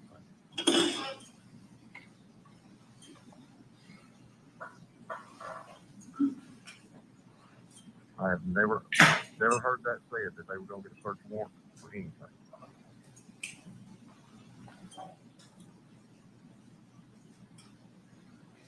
Well, when I talked to you and you said that you had walked out of there and the attorney was trying to talk them down because they were going to arrest you on the spot. What happened? I don't know, because Bobby talked to them without me. But he told me that they were going to arrest me. Oh, Bobby did. Yeah.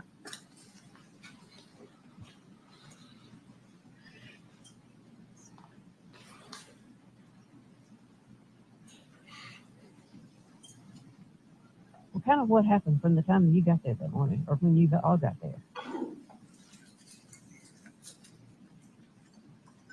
I told you it was the same bunch of questions over and over and over about,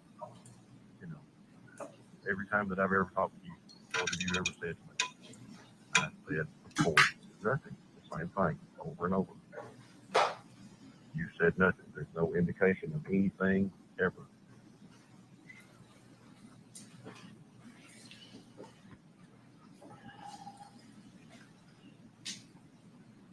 Well, I mean, I guess I've been sitting here running through my head over and over and over again. I know Well, that I you don't said, doubt that at all. Because who's not? What? I am. She is. We all are. Right. I could have sworn that you said that they had given you a recorder. No, I did not. I don't know where you're coming up with this, but just I listen. thought that that's what you said. No, just listen. Just listen to me. Okay. We're all to the point we can't breathe.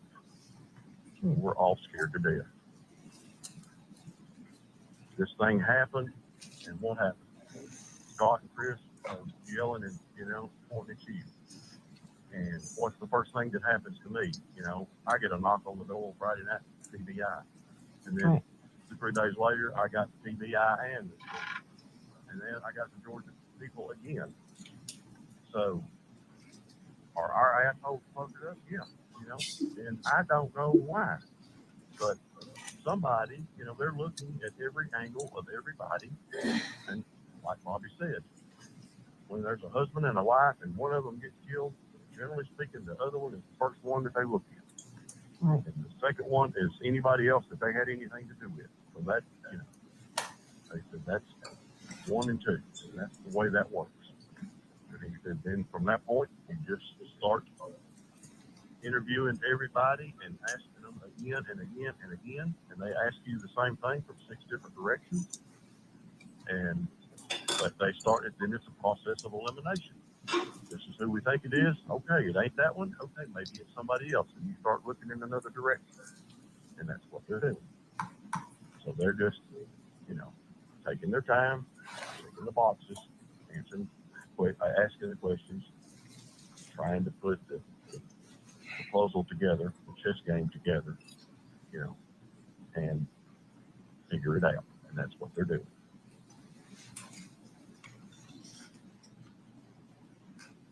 And the thing about it is, their job, this never ends. It never goes away.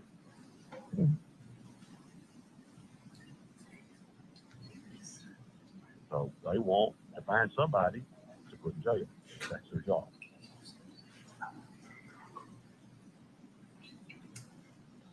Did they once ever say that, hey, this could just be a tragic accident? No. So I brought it up, but they didn't buy it. They just, and that's what Martha had said too. That's what I had thought.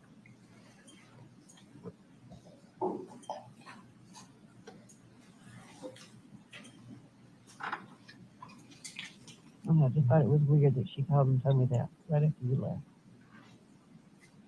It's been a while because I've been gone for a while.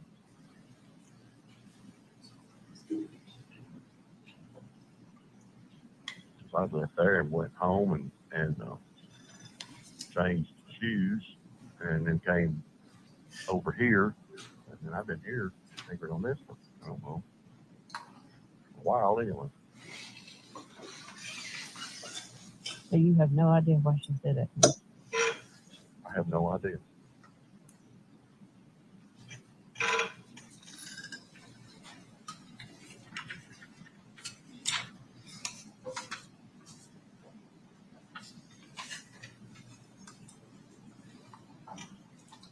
I don't know. Maybe she don't want me and you talking. Or maybe she don't want you talking to me. Maybe that's a better way to put it.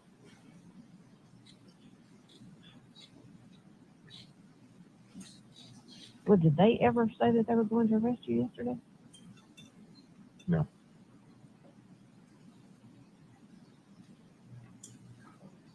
That was 2 days ago, but no.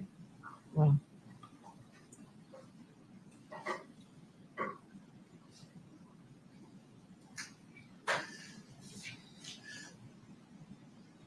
Breathe, baby. Breathe. It's tough. It's tough. You're just, I don't want to say grasping at straws because that's not the right way to put it, but you're almost in a panic mode, and I understand. Trust me, I understand. But just breathe, and it'll, you got to think about some good things. I know this is the only thing that's, you're there by yourself and you got nobody to talk to, and it's bad. And that's all you can say about it. It's bad. But don't let your mind just keep running and scrambling, because then you don't know what's been said, what you thought, what somebody else said, what somebody else thought, and thoughts and reality, as we know, start running together. Fact and fiction start running together. If somebody said something 2 or 3 times, instead of being a fault, then it becomes what somebody thinks is a fact. So don't fret over it.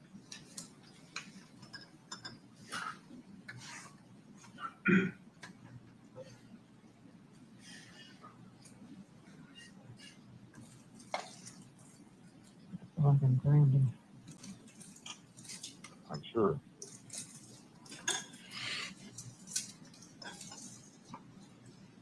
I've had several of those moments. I know you've had a whole bunch of them. Just chill. It's okay. I think Martha's probably just being cautious.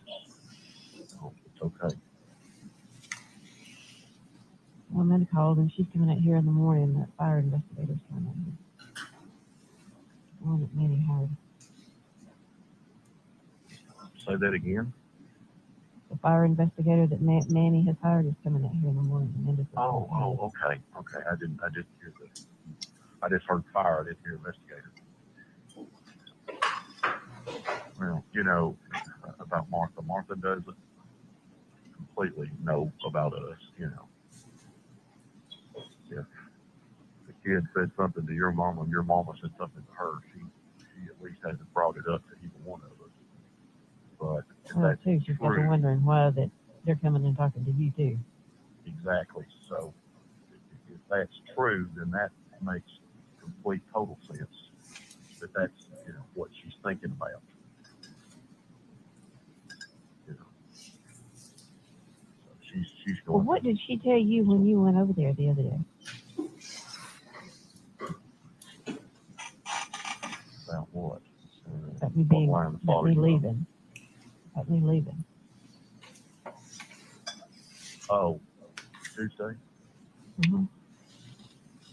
She said that she had talked to Emily and Amanda, and they had talked to your attorney because they thought you had ran.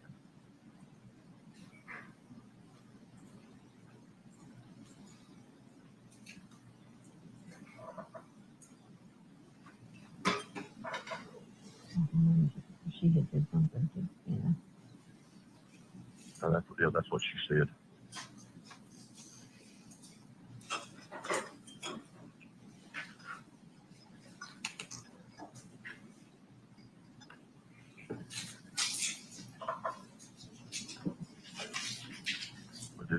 Be at ease. Breathe.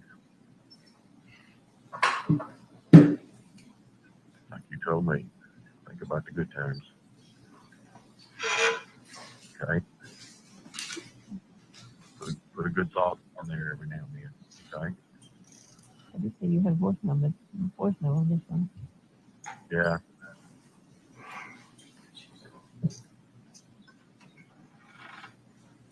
Now it prompted me to, so I decided to do it. Kind of thought that way you would at least know that it's me too.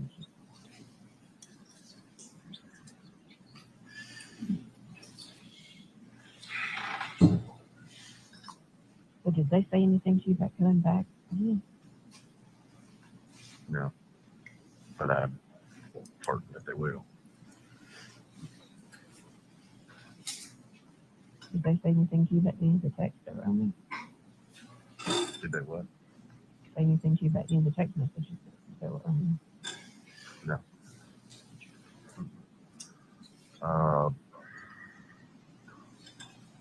What was I going to say? I lost my train of thought. Well, let me see it.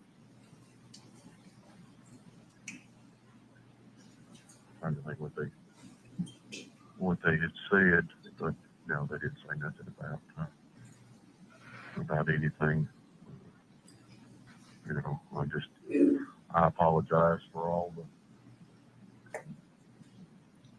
personal talking that we did about fucking, and they said, don't worry about it. We don't pay no attention to that. All that was said, so that's good. Proud that didn't bother. There's plenty of it.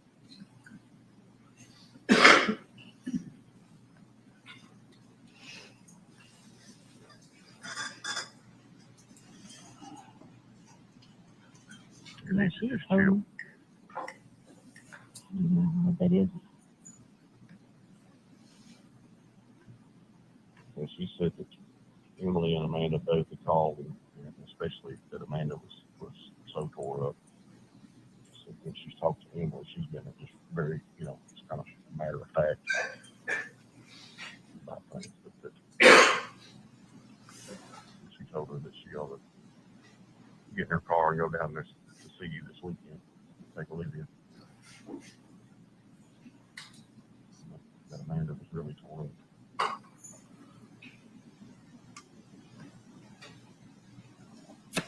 Well, Amanda wanted to stay here last night. She said, I'll stay here with you. And, I said, no, go home, it's fine. Which I really did thought I should have said, no, you stay here. Because she may have needed to stay here as much as anything. Yep. You might have helped her. Been as much help to her as it would have been to you.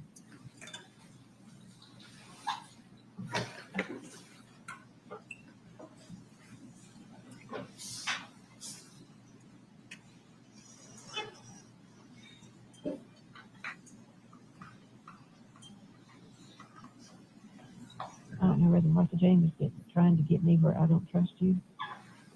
You think that could be? Yeah, that's what I think, because I actually thought that I had probably told her that I had talked to you.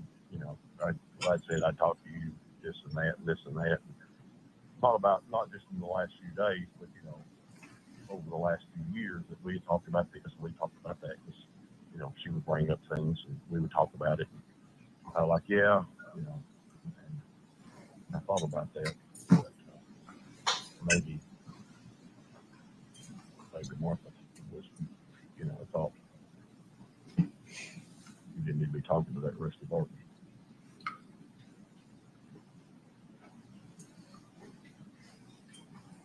Because I could see that, can't you? Yeah.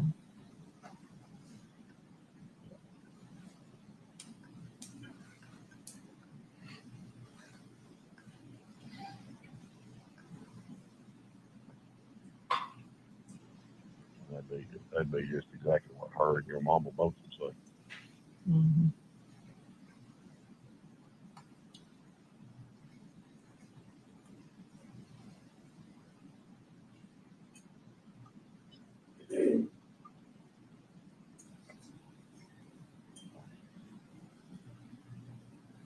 All righty. You okay?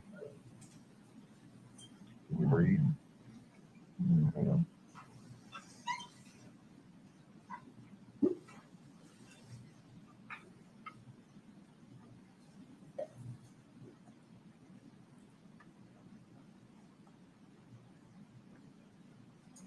keep thinking that the only reason they keep coming and talking to you is because they don't have anything else. Right.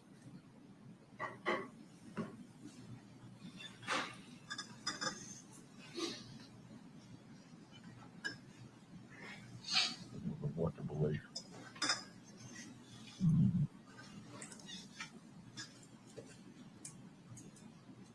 I wondered if Miss Jane is really just not wanting me to trust you. You and I both know that that would be right down her alley.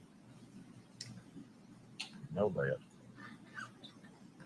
You always said she'd either be one way or the other. She'd either be, you know, all for us or totally against us. So. She ain't ever really liked me. So.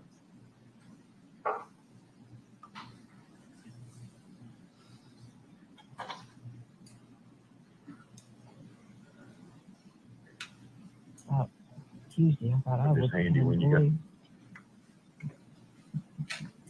I like to come unglued with that many hours and then talking to you. Right. Yeah.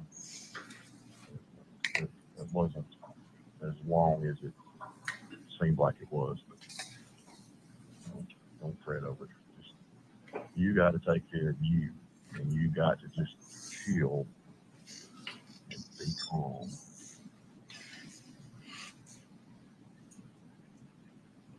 So we can think about good things and where we've been and what we want to do. Okay? Can you do that a little bit? Can you try? Okay. A little bit. No. Been working on lawnmower. What's wrong with the lawnmower? I don't really know, but I think I got it when I stopped because I couldn't see because my glasses had done drip water on it so much I sweated. I think it's got a low oil indicator cut off switch in it. And I think that switch is probably bad. I had a pressure washer that way. So I'm going to take that wire off and see if that makes it run. Is that the one that Karen gave you?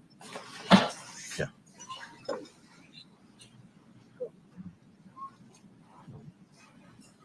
I'm going to do that and see if I can't make it work.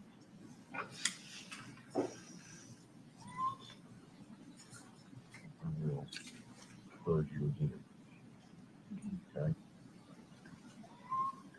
Get up, walk up down the driveway, do something to clear your mind. Okay? She's just trying to keep us apart. That's all she's trying to do. I guarantee, just like you said, that the kids had said something to your mama, and your mama had said something to her, and she thinks, she thinks that there's something going on between us, and she don't want you talking to her.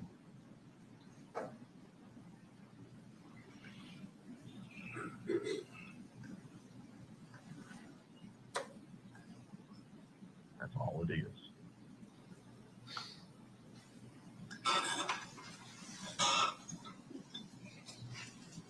I just won't say that I talked to them.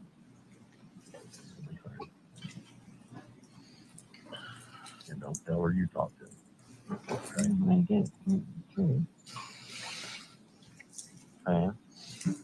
True. Yeah. And I just, here all of a sudden now, I've been to check on her because of all this over the last week, and just to see how she's doing, because I knew she'd be tore up too. And, it's now after a few days, now she's taking it, but you don't need to, you need to be careful what you say to him. Well, she don't want you telling me anything, and she don't want you talking to me, is what it is. We'll just stop telling her anything. I'll just quit, let know like I was talking to you. All right?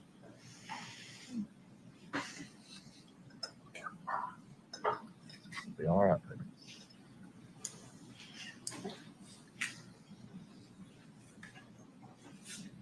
I love you.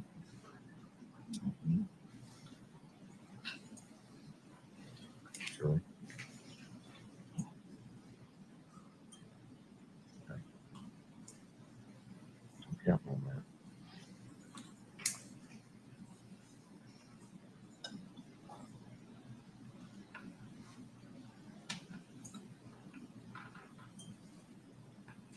See you.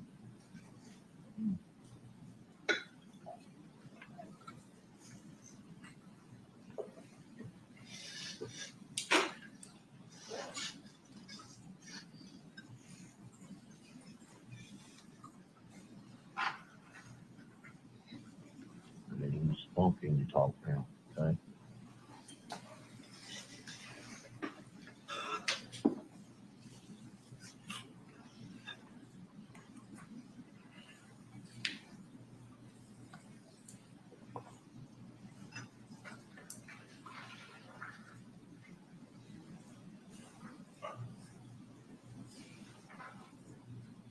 Let her get in between us. Sure.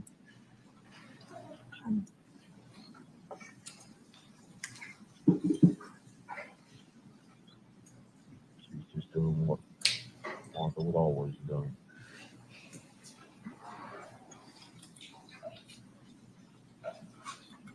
Oh, I mean, that was the thing. She said you had come out there.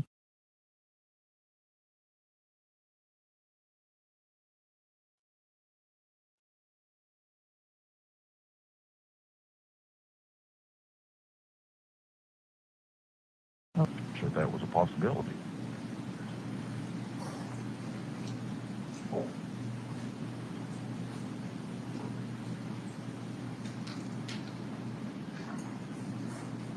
And I tell them all the time, I didn't do nothing. I don't know nothing, you know. And of course, now I think they understand that.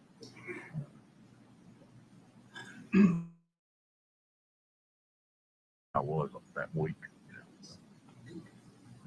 They've seen everything on me on that week, so think of that. Well, I mean, that was the main reason that I came, because I thought, oh God, if they lock him up, neither one of his kids are in town.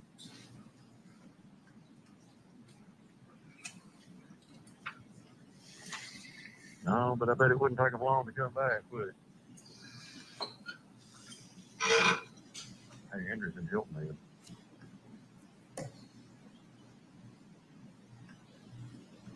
You told her what's happened this week? No. No.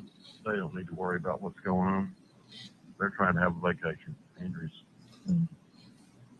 sick, you know. She's been in Hilton Head and you know, she's been to the beach for 3 hours all week long because she felt so bad.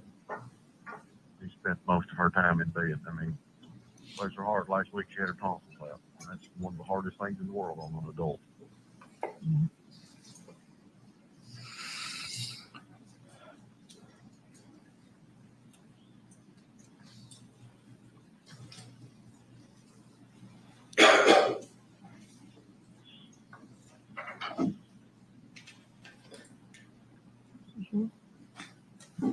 Yep. Very sure. Sure. I'll get there. Good.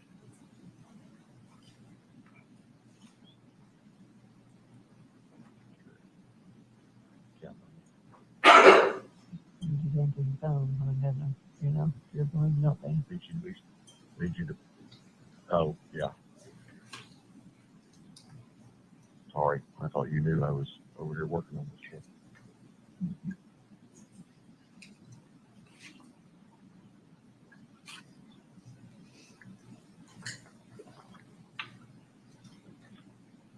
All right, babe. Let me get this done before it gets too much past dark. Get all this yard done. All right. I'll see you later. Okay. Bye, babe. I love you. All right. Go. get that.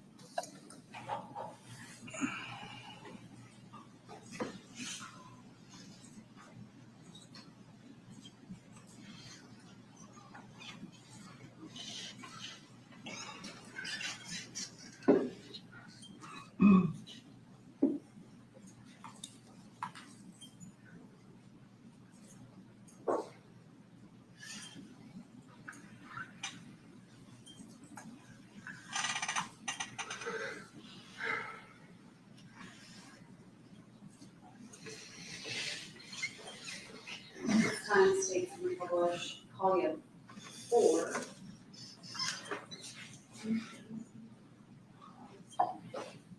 No objection. Thank you. Statements to admit Collier 4, 5, and 6. All right. And this next one, Joe, will probably take us to break. Okay. This is on the 2nd, 2018. Oh, actually. Oh.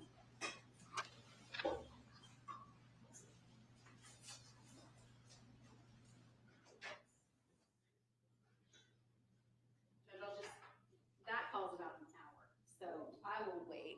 I think that the recordings are good for today. One that's like, They wouldn't make a ton of sense out of order, but we can do some testimony, Judge. So we'll wait to play those till tomorrow. I think recordings. or at least wait till our 3:30 break. Go ahead. Okay, Sergeant. So you were hearing some of these live as they were happening. That's correct. Okay.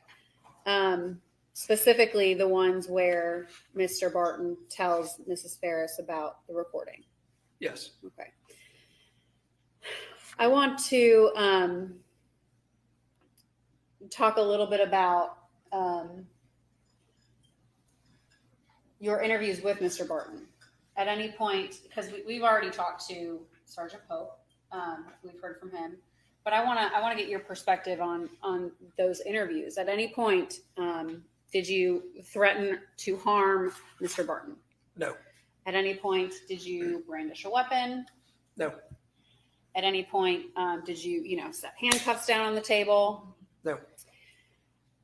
And was he with his attorney the entire time that you spoke with him? Yes.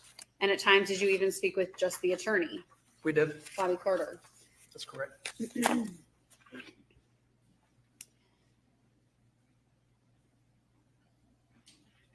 At any point, did he appear from you across the table, in your opinion, appearance, demeanor? Did he appear in fear of you? No. Was he able to understand everything you were explaining to him? Yes.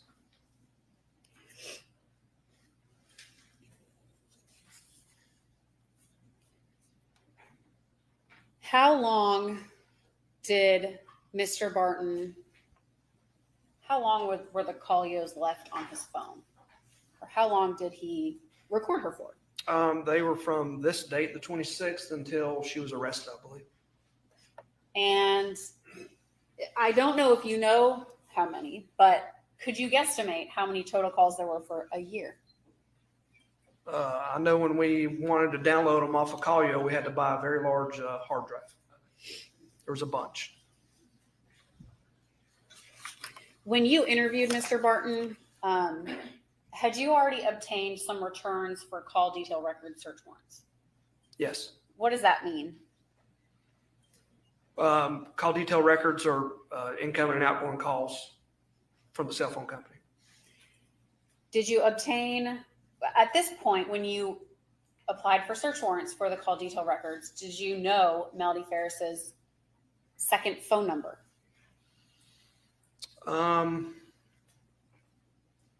At some point during the interviews with, other detectives we're doing, we were given a second phone number from Ms. Farris. I believe it was Terry Braswell provided at some point. And Miss Cooper, Sherry Cooper? Yes. And did you obtain cell phone records for that phone number? That's correct. And when you spoke to Mr. Barton, did you confront him with times and lengths of certain phone calls? We did. And the frequency at which they speak? Yes.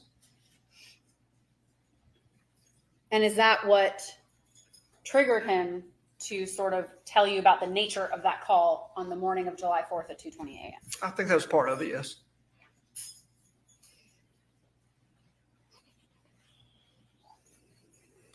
All right. Okay. I want to dial it back a little bit to going back on the scene at Purcell Lane. We kind of jumped forward. We wanted to get some of those calls in, but back on the scene at Purcell Lane, did you have the opportunity to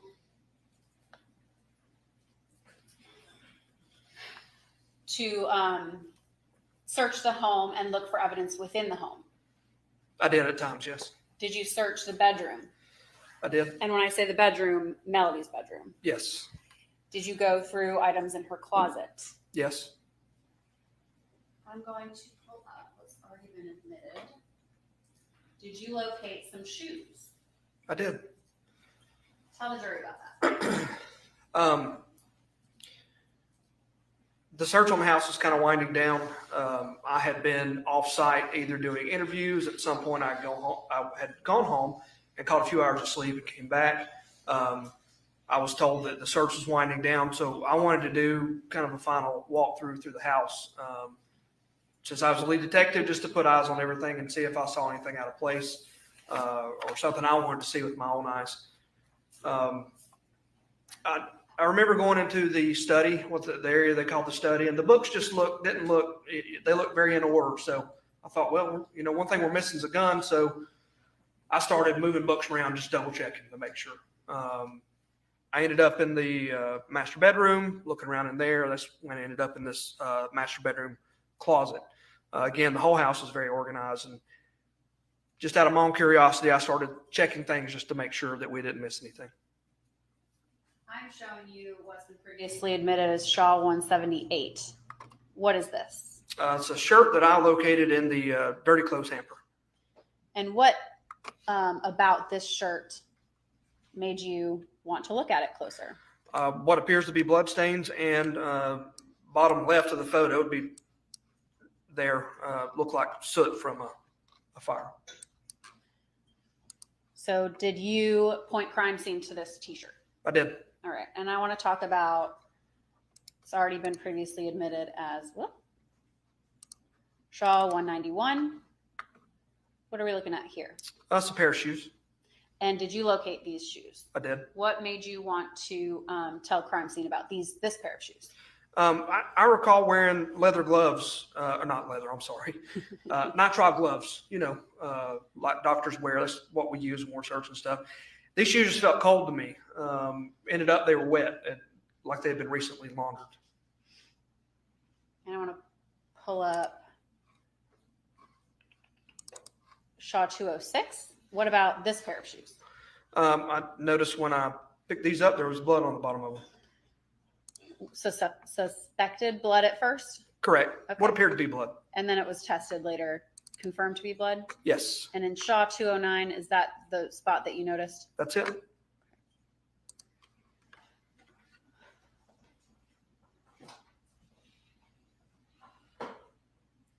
You mentioned that you searched the house, or at least the study, but other people were searching the house for a type of firearm. Yes. Were any located? No. Any pistols? I should say. I don't believe there were in the house. The one pistol I'm seeing was located out in the barn. And then there were some longer guns collected. Is that fair? Correct.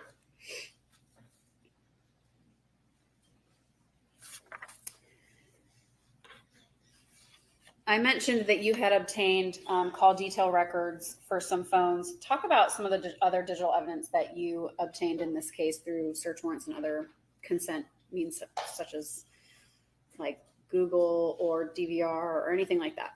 Yeah, we downloaded phones. From the house, we collected a DVR, a digital video recorder, I think is what DVR stands for. But basically, it was the hard drive for the home surveillance system.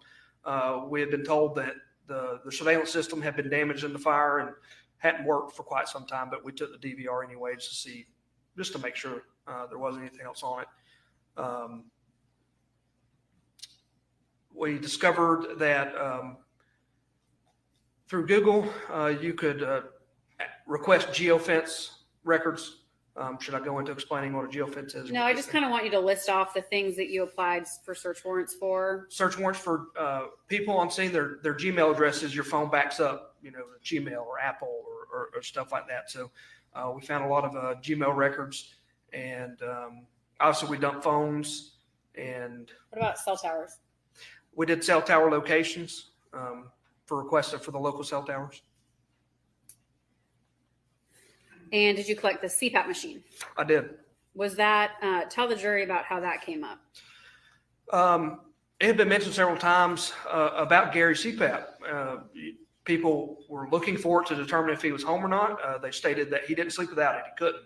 I think it was even mentioned he may not survive through the night without it. I've never had a CPAP. I've never been issued one, prescribed one. But other people around the office said, you know what, that if he had to have it every night, those record data. I had no idea they recorded data. The data is used by doctors to see how you're doing or whatever. So we started looking into, how we can get that data off of that device.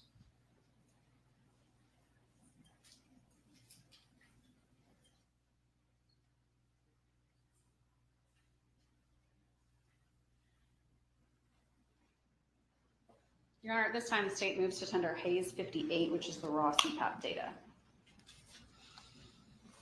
Any objection? No objection. All right.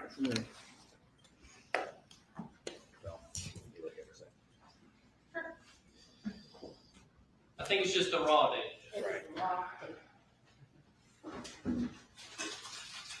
It's a lot. Okay. And at some point, the data was extracted out of that CPAP machine. It was. Based on, I'll allow it for purposes of showing that it was being used when it says it was being used, not for any medical information. I don't think otherwise. Yeah, well, that's a bunch of numbers, so I don't know what it is. Okay. And when you were with Rusty Barton, did he give you his phone to extract? He did.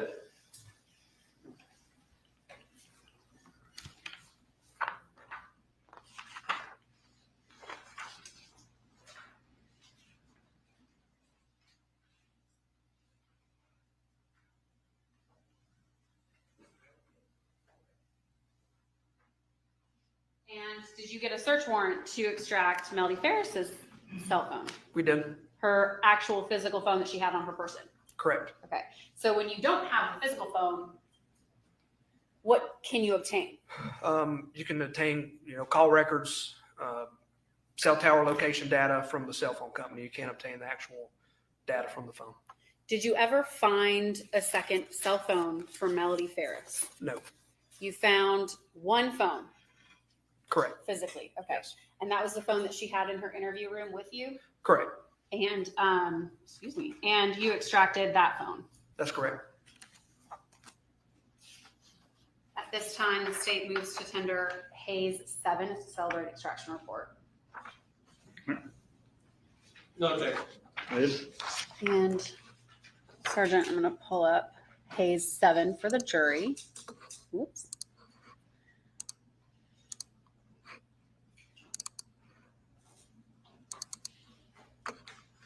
Okay.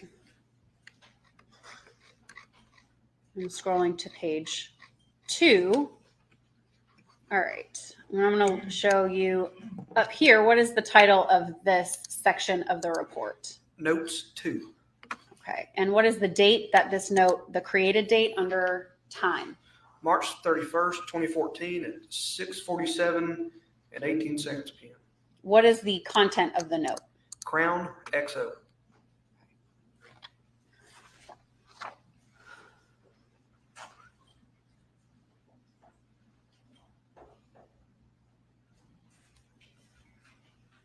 And that was in Melody's cell phone. That's correct.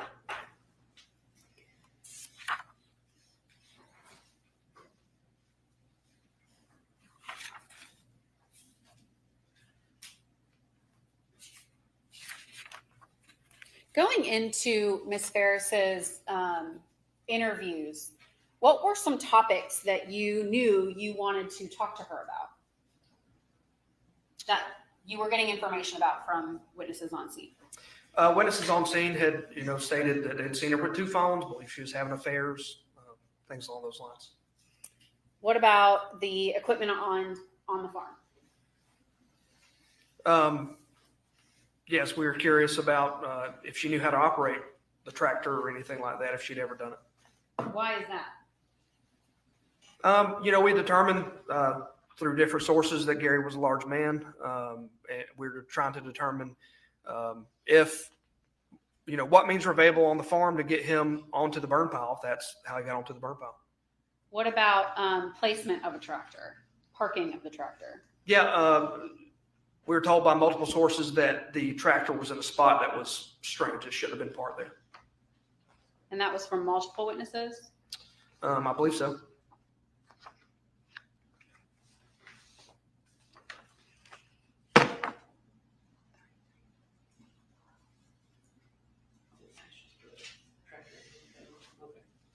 At this time, state moves to tender Hayes 33 through 50. No objection.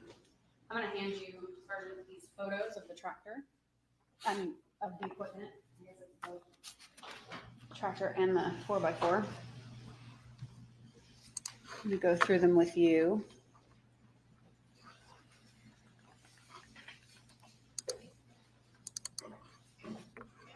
Okay, we're looking at Hayes 33. What is it that we're looking at in Hayes 33? That is the Kubota tractor and the Kubota RTV. Those are located in our sheriff's office impound yard. Tell the jury about why it was the sheriff's office collected these 2 vehicles from Farris property. During the search of the residence and the processing of these 2 pieces of equipment, blood was discovered on these 2 items. We believe they could have been used to move the body of Gary Farris to the burn pile. So we seized them as evidence.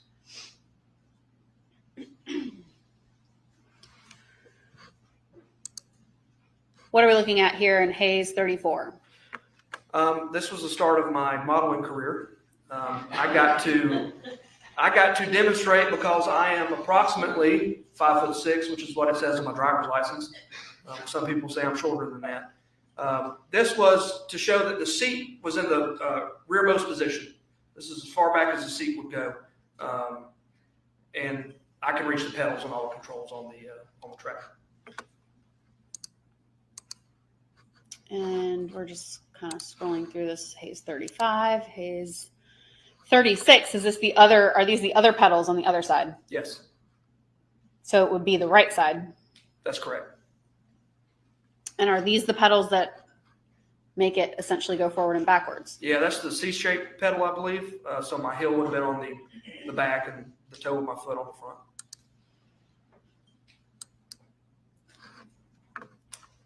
What are we looking at in Hayes 38? That's the tire comparisons of the 2 different vehicles. Same in 39. Yes. What are we looking at in Hayes 40? Measured the width of the bed of the Kubota RTV. And I'm going to kind of zoom in on Hayes 41 here. How many inches is that? I believe it's right around 60 inches. Hayes 42, about the same. There we go. Hayes 43, about 59 and a half inches there. 59 and a half, yes. All right, and what are we looking at in Hayes 44? This is the bucket of the Kubota tractor. That's showing the width of it, I guess you would say, is about 2 feet. Okay. And same in Hayes 45, zoomed in. Yes. Hayes 46. This would be the length of the bucket. And Hayes 47. So shows about 65 inches. Hayes 48, closer up. About 65 and a half inches, yes. All right. What's Hayes 49? It's just an overview. Looks like standing from the back of the tractor, looking down on the controls. God bless you. Okay, and Hayes 50, is that C-shaped pedal? It is. Okay. Oop. All right.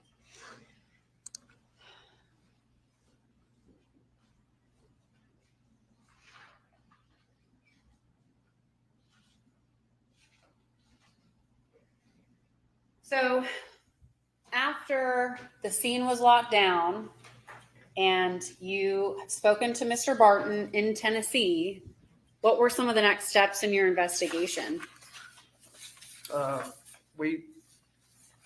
Was there more people you had to interview? Yeah, we continued interviewing people. Evidence had been sent off for different stages of processing with different entities, and more search warrants for different records as we came upon.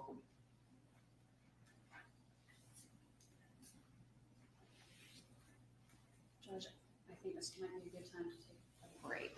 Okay. All right, we'll take 10, and then y'all can either queue up that other thing for the hour. All right, y'all step out.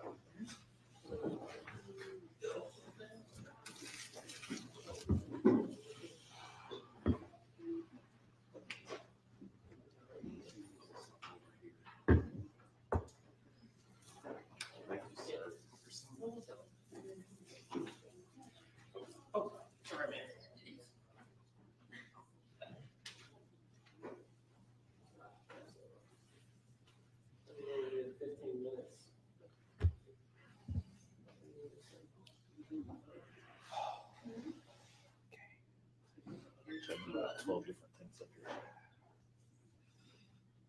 Judge, we're about to get into like interviews or show like 7. So I didn't want to Yeah, do no. that. And then Yeah. it's already. I hate when they do that. I hate when they go into silence. I hate that. I thought they were finishing at 3:45 today. Joe, you've been here all day, Joe. You know. I thought they finished at 3:45, Joe. Or did I misunderstand that? Did I just misunderstand that? I see Lady Di's back from cheating. Lady Di.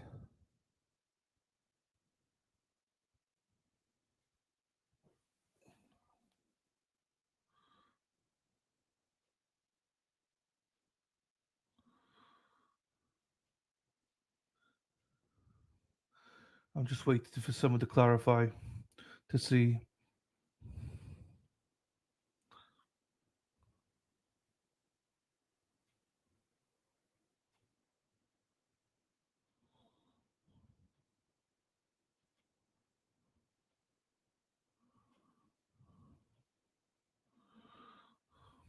Oh no, no one's. Well, Lady Di, you missed me being struck then. Did you see me being copyrighted?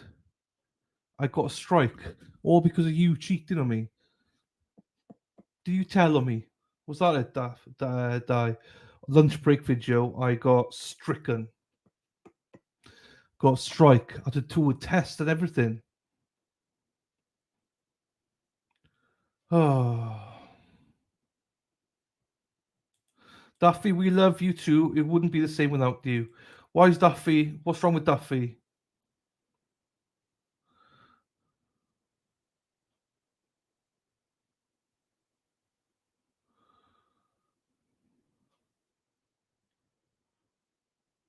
Yeah, I know. Pain in the ass. Yes, that's what they said. Thank you. Yeah, we had to entertain ourselves for about 20 minutes. But I was also cooking dinner. Dana was singing chat.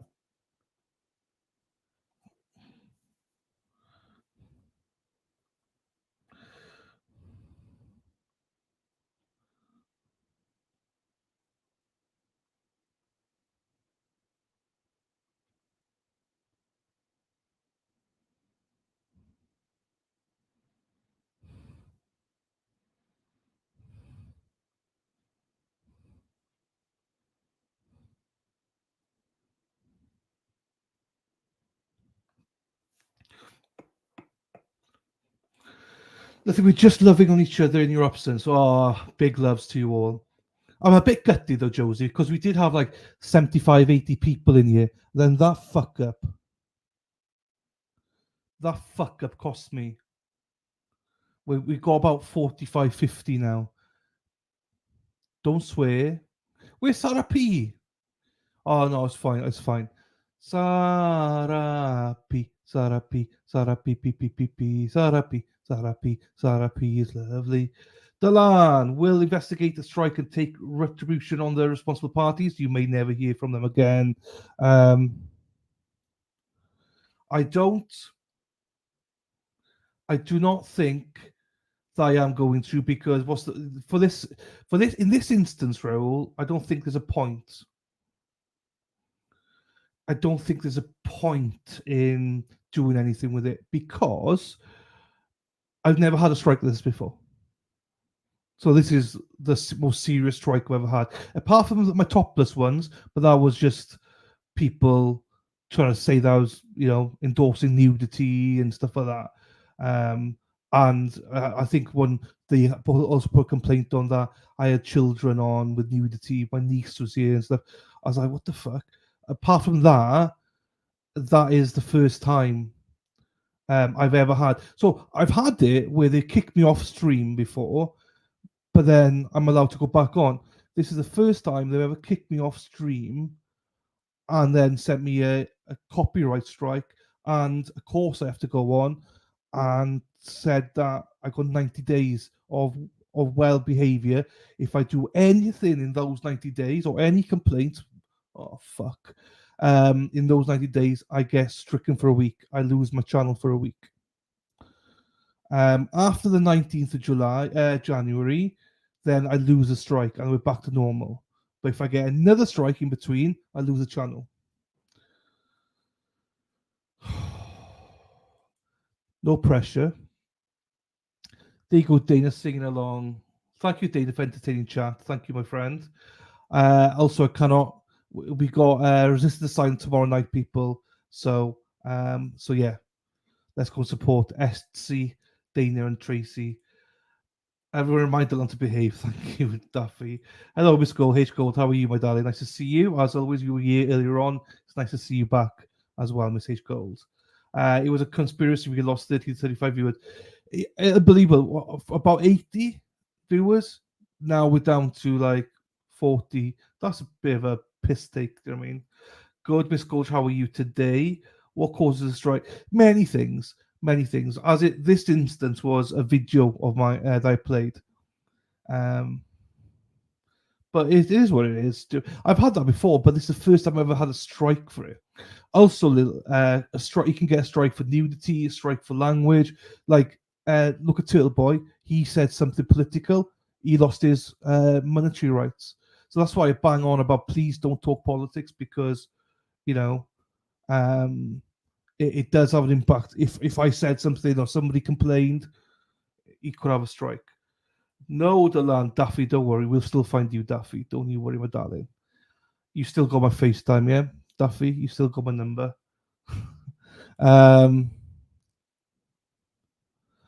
Vinted. Oh, fuck. All right, okay.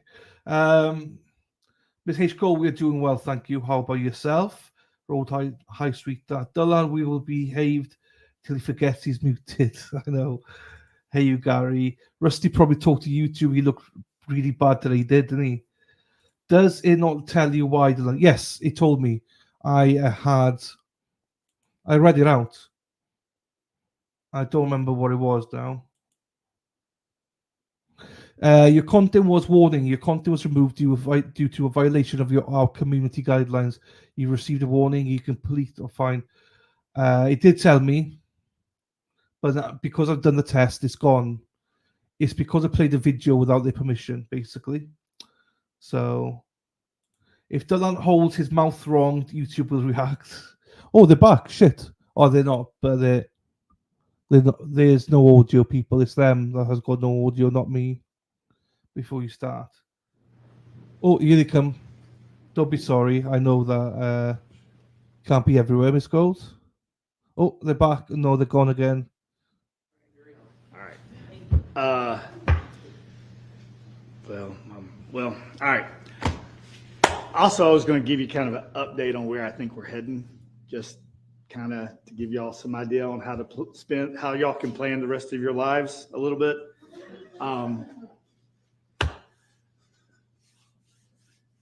I've talked with the lawyers. I'm anticipating that the evidence will be finished the end of next week. I anticipate that we will probably,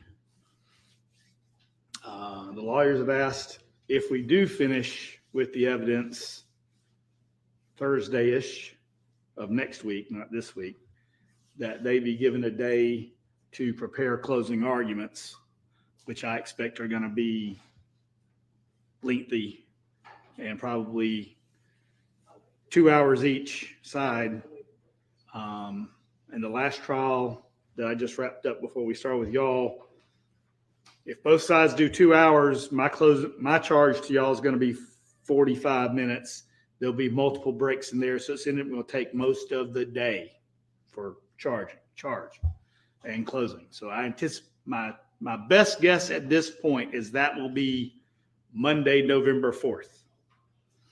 And then y'all will be deliberating maybe a good bit of the week. So just that's my target at the moment. If I think things are going to change, I'll try to update you, but that's where I'm pretty sure we're going, just so y'all can bear that in mind. We might take a half day this Friday. If we wrap up with evidence on Thursday, we may take the entire next Friday off, so they can prepare their closing statements for Monday instead of us close and then y'all get the case and then be up on the weekend. It'd be better for y'all to have closing and then start deliberations and have the week. So that's where I'm looking at the moment. So we're at the full end of the 4 weeks that we talked about, and maybe pushing into a fifth. So y'all can update the folks that are worried about where y'all gonna continue to be for the next couple more weeks. All right, with that, we're gonna break for the day. We're gonna probably also have a field trip later in the week. We'll give y'all more information on that when we get more information about that, but that's also part of the plan. Remember, don't look up anything, talk to anyone about the case. I know that's got to be hard because everybody knows that y'all are on this case and want to know what's going on, but it's critically important at this stage in the trial that y'all not talk to anyone about the case or look up anything else about the case.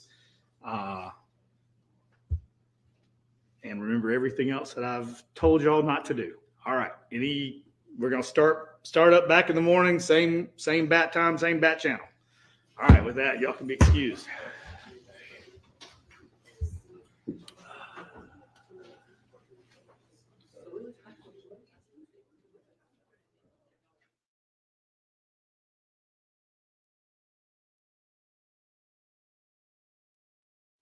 Take 20 minutes.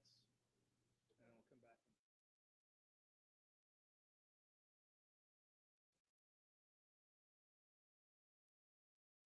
Okay, so that means that closing statements that should be on the 4th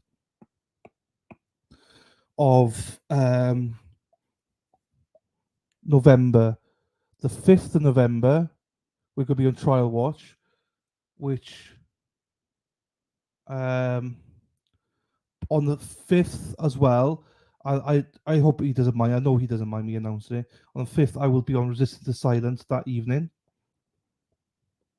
So 5th will just be trial watch and then followed by Resistance to Silence, which I will be on the 5th of November. The 6th, he just said it'd probably be a long time in getting a verdict. So on the 6th, I presume there'll be deliberations again.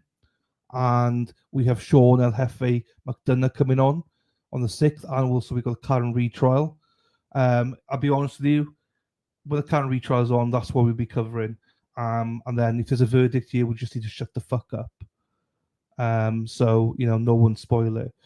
And then if it does go to the 7th, fuck my life. If it does go to the 8th, then double fuck my life. No, it's not done for the day yet, Robin. It's not done for the day. Not done for the day yet. Well, I hope not. Thanks, Gary. Thank you, buddy. Looking forward to it. Yeah, I have. So 6:30 on the 5th of October, 6:30 Eastern, 11:30 UK time. I will be joining the lovable the gracious, the intelligent, the good-looking, I don't know what else to say about Tracy. I will be with her, and also I'll be with Dana, Speedoman himself. I'm looking forward to it. I cannot wait for it. So yeah, we'll be doing that with them on the 5th. So I don't think court shouldn't be done. I'm going to keep it on for another 5-10 minutes just in case. But these are awkward as fuck. Yeah, there's supposed to be more hearing, yes. I'm looking forward to it as well. I am looking forward to seeing Dylan and everyone. Thank you for that, Rhode Island. Dylan, you're fuck. Dana, you're fuck. You got to play that. We should. I don't know when we did it. I don't remember when we did that, though. I'd love to get. Can you imagine getting that, playing that? Just, it was from the clouds. I don't even remember what it was, but it was Tellez, wasn't it? Was it Tellez? I was like, Dana. Oh no, it wasn't Tellez. It was something after Tellez. I was like, Dana, what do you think of this 50? Dana, you're fucked. Supposed to be more here. Yeah, it's supposed to be, but they've got this habit of prolonging stuff, don't they?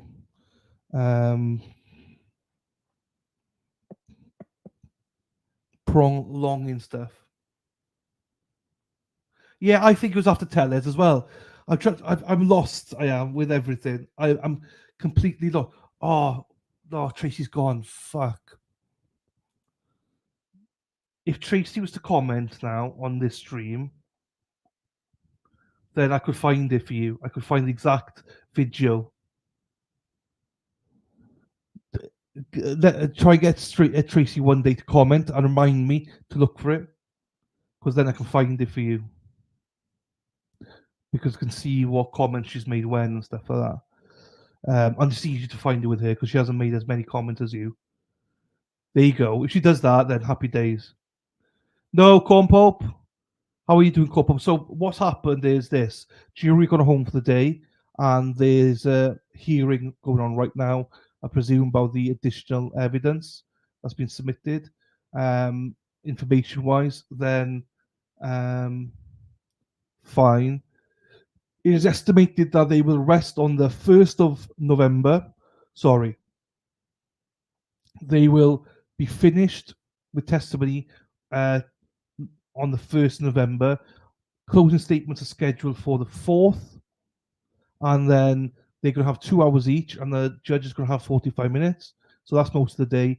And I believe they will only deliberate between 9 and 5.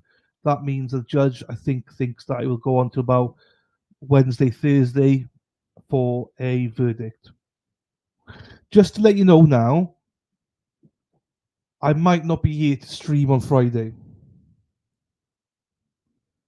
On the Friday, so I'm hoping it's going to be done before the Friday. So yes, hang on.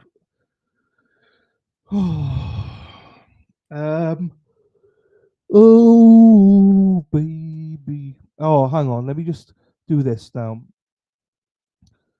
If people are if you're wondering what made me get a strike today, and you want to watch it, then what I'll do is I will post this for you in chat, people, so that you can see it. No, when I say Friday, 8th of November.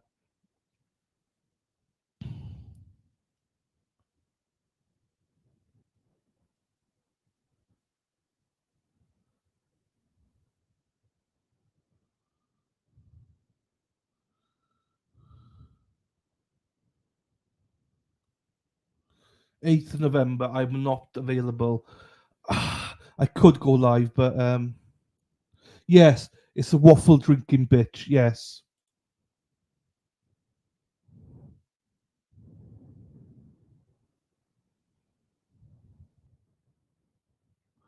Do you know? I might even do a live where I am. I might do a live where I am. at that point, just so you got something to watch. These are taking the piss now.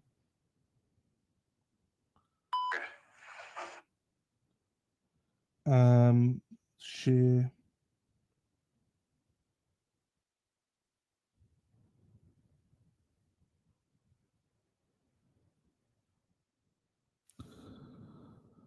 Dylan needs a massage today. Whew. To relax after the events of today. I know.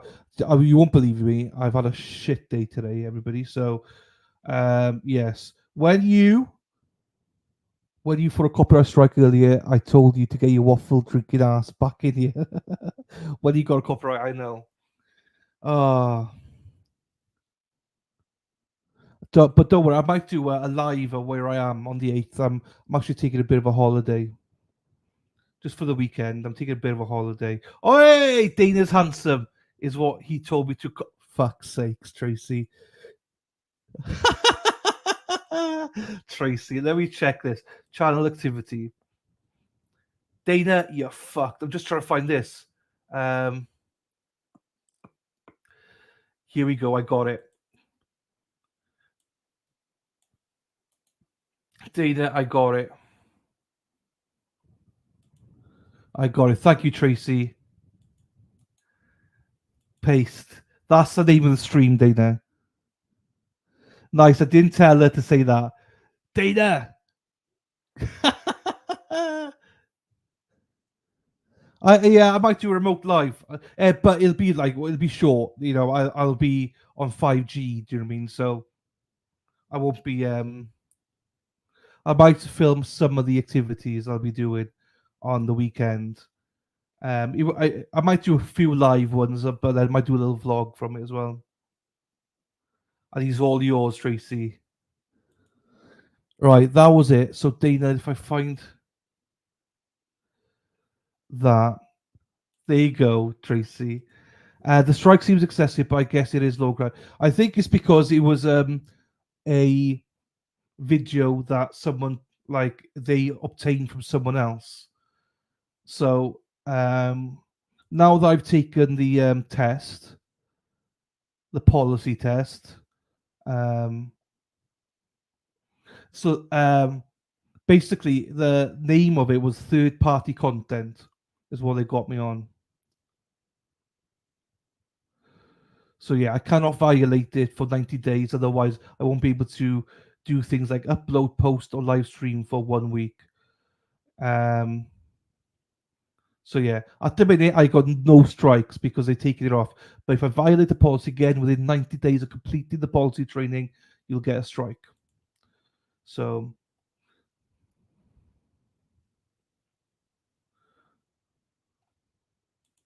there you go, Tracy. Love it. Will do. Go to driving. See you soon. No worries, Robin. Is anyone else missing the? No, I think I can see it. Some B-roll footage, yeah. So on the 8th, I will get you some B-roll footage. It'll be some actual live stuff, and then probably some vlogging stuff. Then I'll do afterwards, as well, yeah. Because I'll just take a short break. Do you know what I mean? So,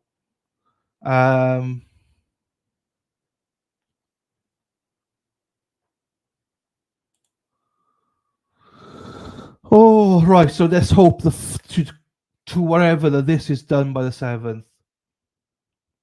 It should be done by the 7th. Right. Okay. Joe, I don't think this is coming back, my lovely. Oh shit! No wonder, because I paused it. Shit. But I don't think this is coming back, Joe. Hey, everybody, watch out. You know what's coming, everybody, yeah? You know what happens when Josie gets riled up, yeah? Uh-oh. Josie and Murph, they aren't as lovely. Fuck around and find out I'm joking, they're lovely. That's me gonna be disco later getting spanking from Josie. Right. I think this is done, people, for the day. I can't see them. What are they coming back for? But then they're not. They're supposed to say the end, aren't they? Fuck's sakes.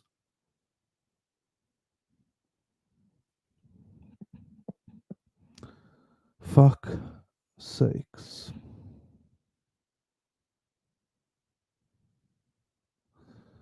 I could do without this today because I'd rather get the other stream done. I'm not in the mood to stream all day today. I know he's fucking a nightmare. I love him, but he's a nuisance.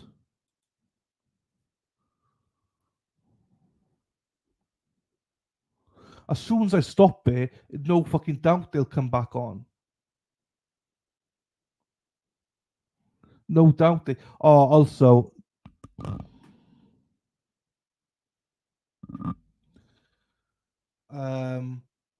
The other one, Ilani Simon, you're gonna hate me, people. It's most of today, I think, is interrogation stuff. Interrogation stuff, which you're all gonna hate because it plays too fast. So what exactly are we waiting for right now? To see if court comes back. The jury have gone. They're supposed to have a hearing, but we don't know if it's going to be in front of us or not. Dylan's afraid he will do something wrong. Well, I mean, yeah. You know the score.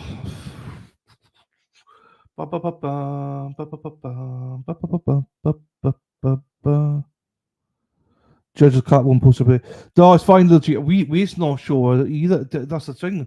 You didn't tell us if it's going to be in court hearing because it's going to be played at 1.5 speed and it's too quick for a lot of people. So either people are going to have to slow it down on their end or watch it on Law and Crime instead or Court TV if they want it on one speed. Oh.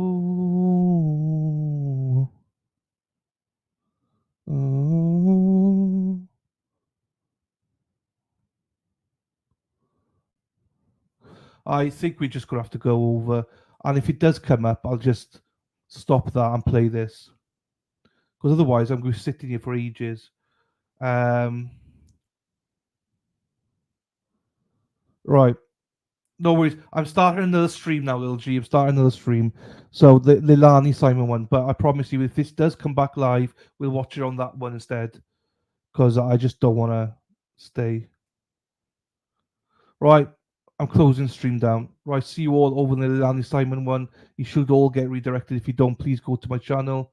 And there you go. See you, Gary. Take care of yourself, buddy. See you tomorrow. Wrong frigging thing. End stream. See you later, buddy. Take care, everybody. Ta-ra.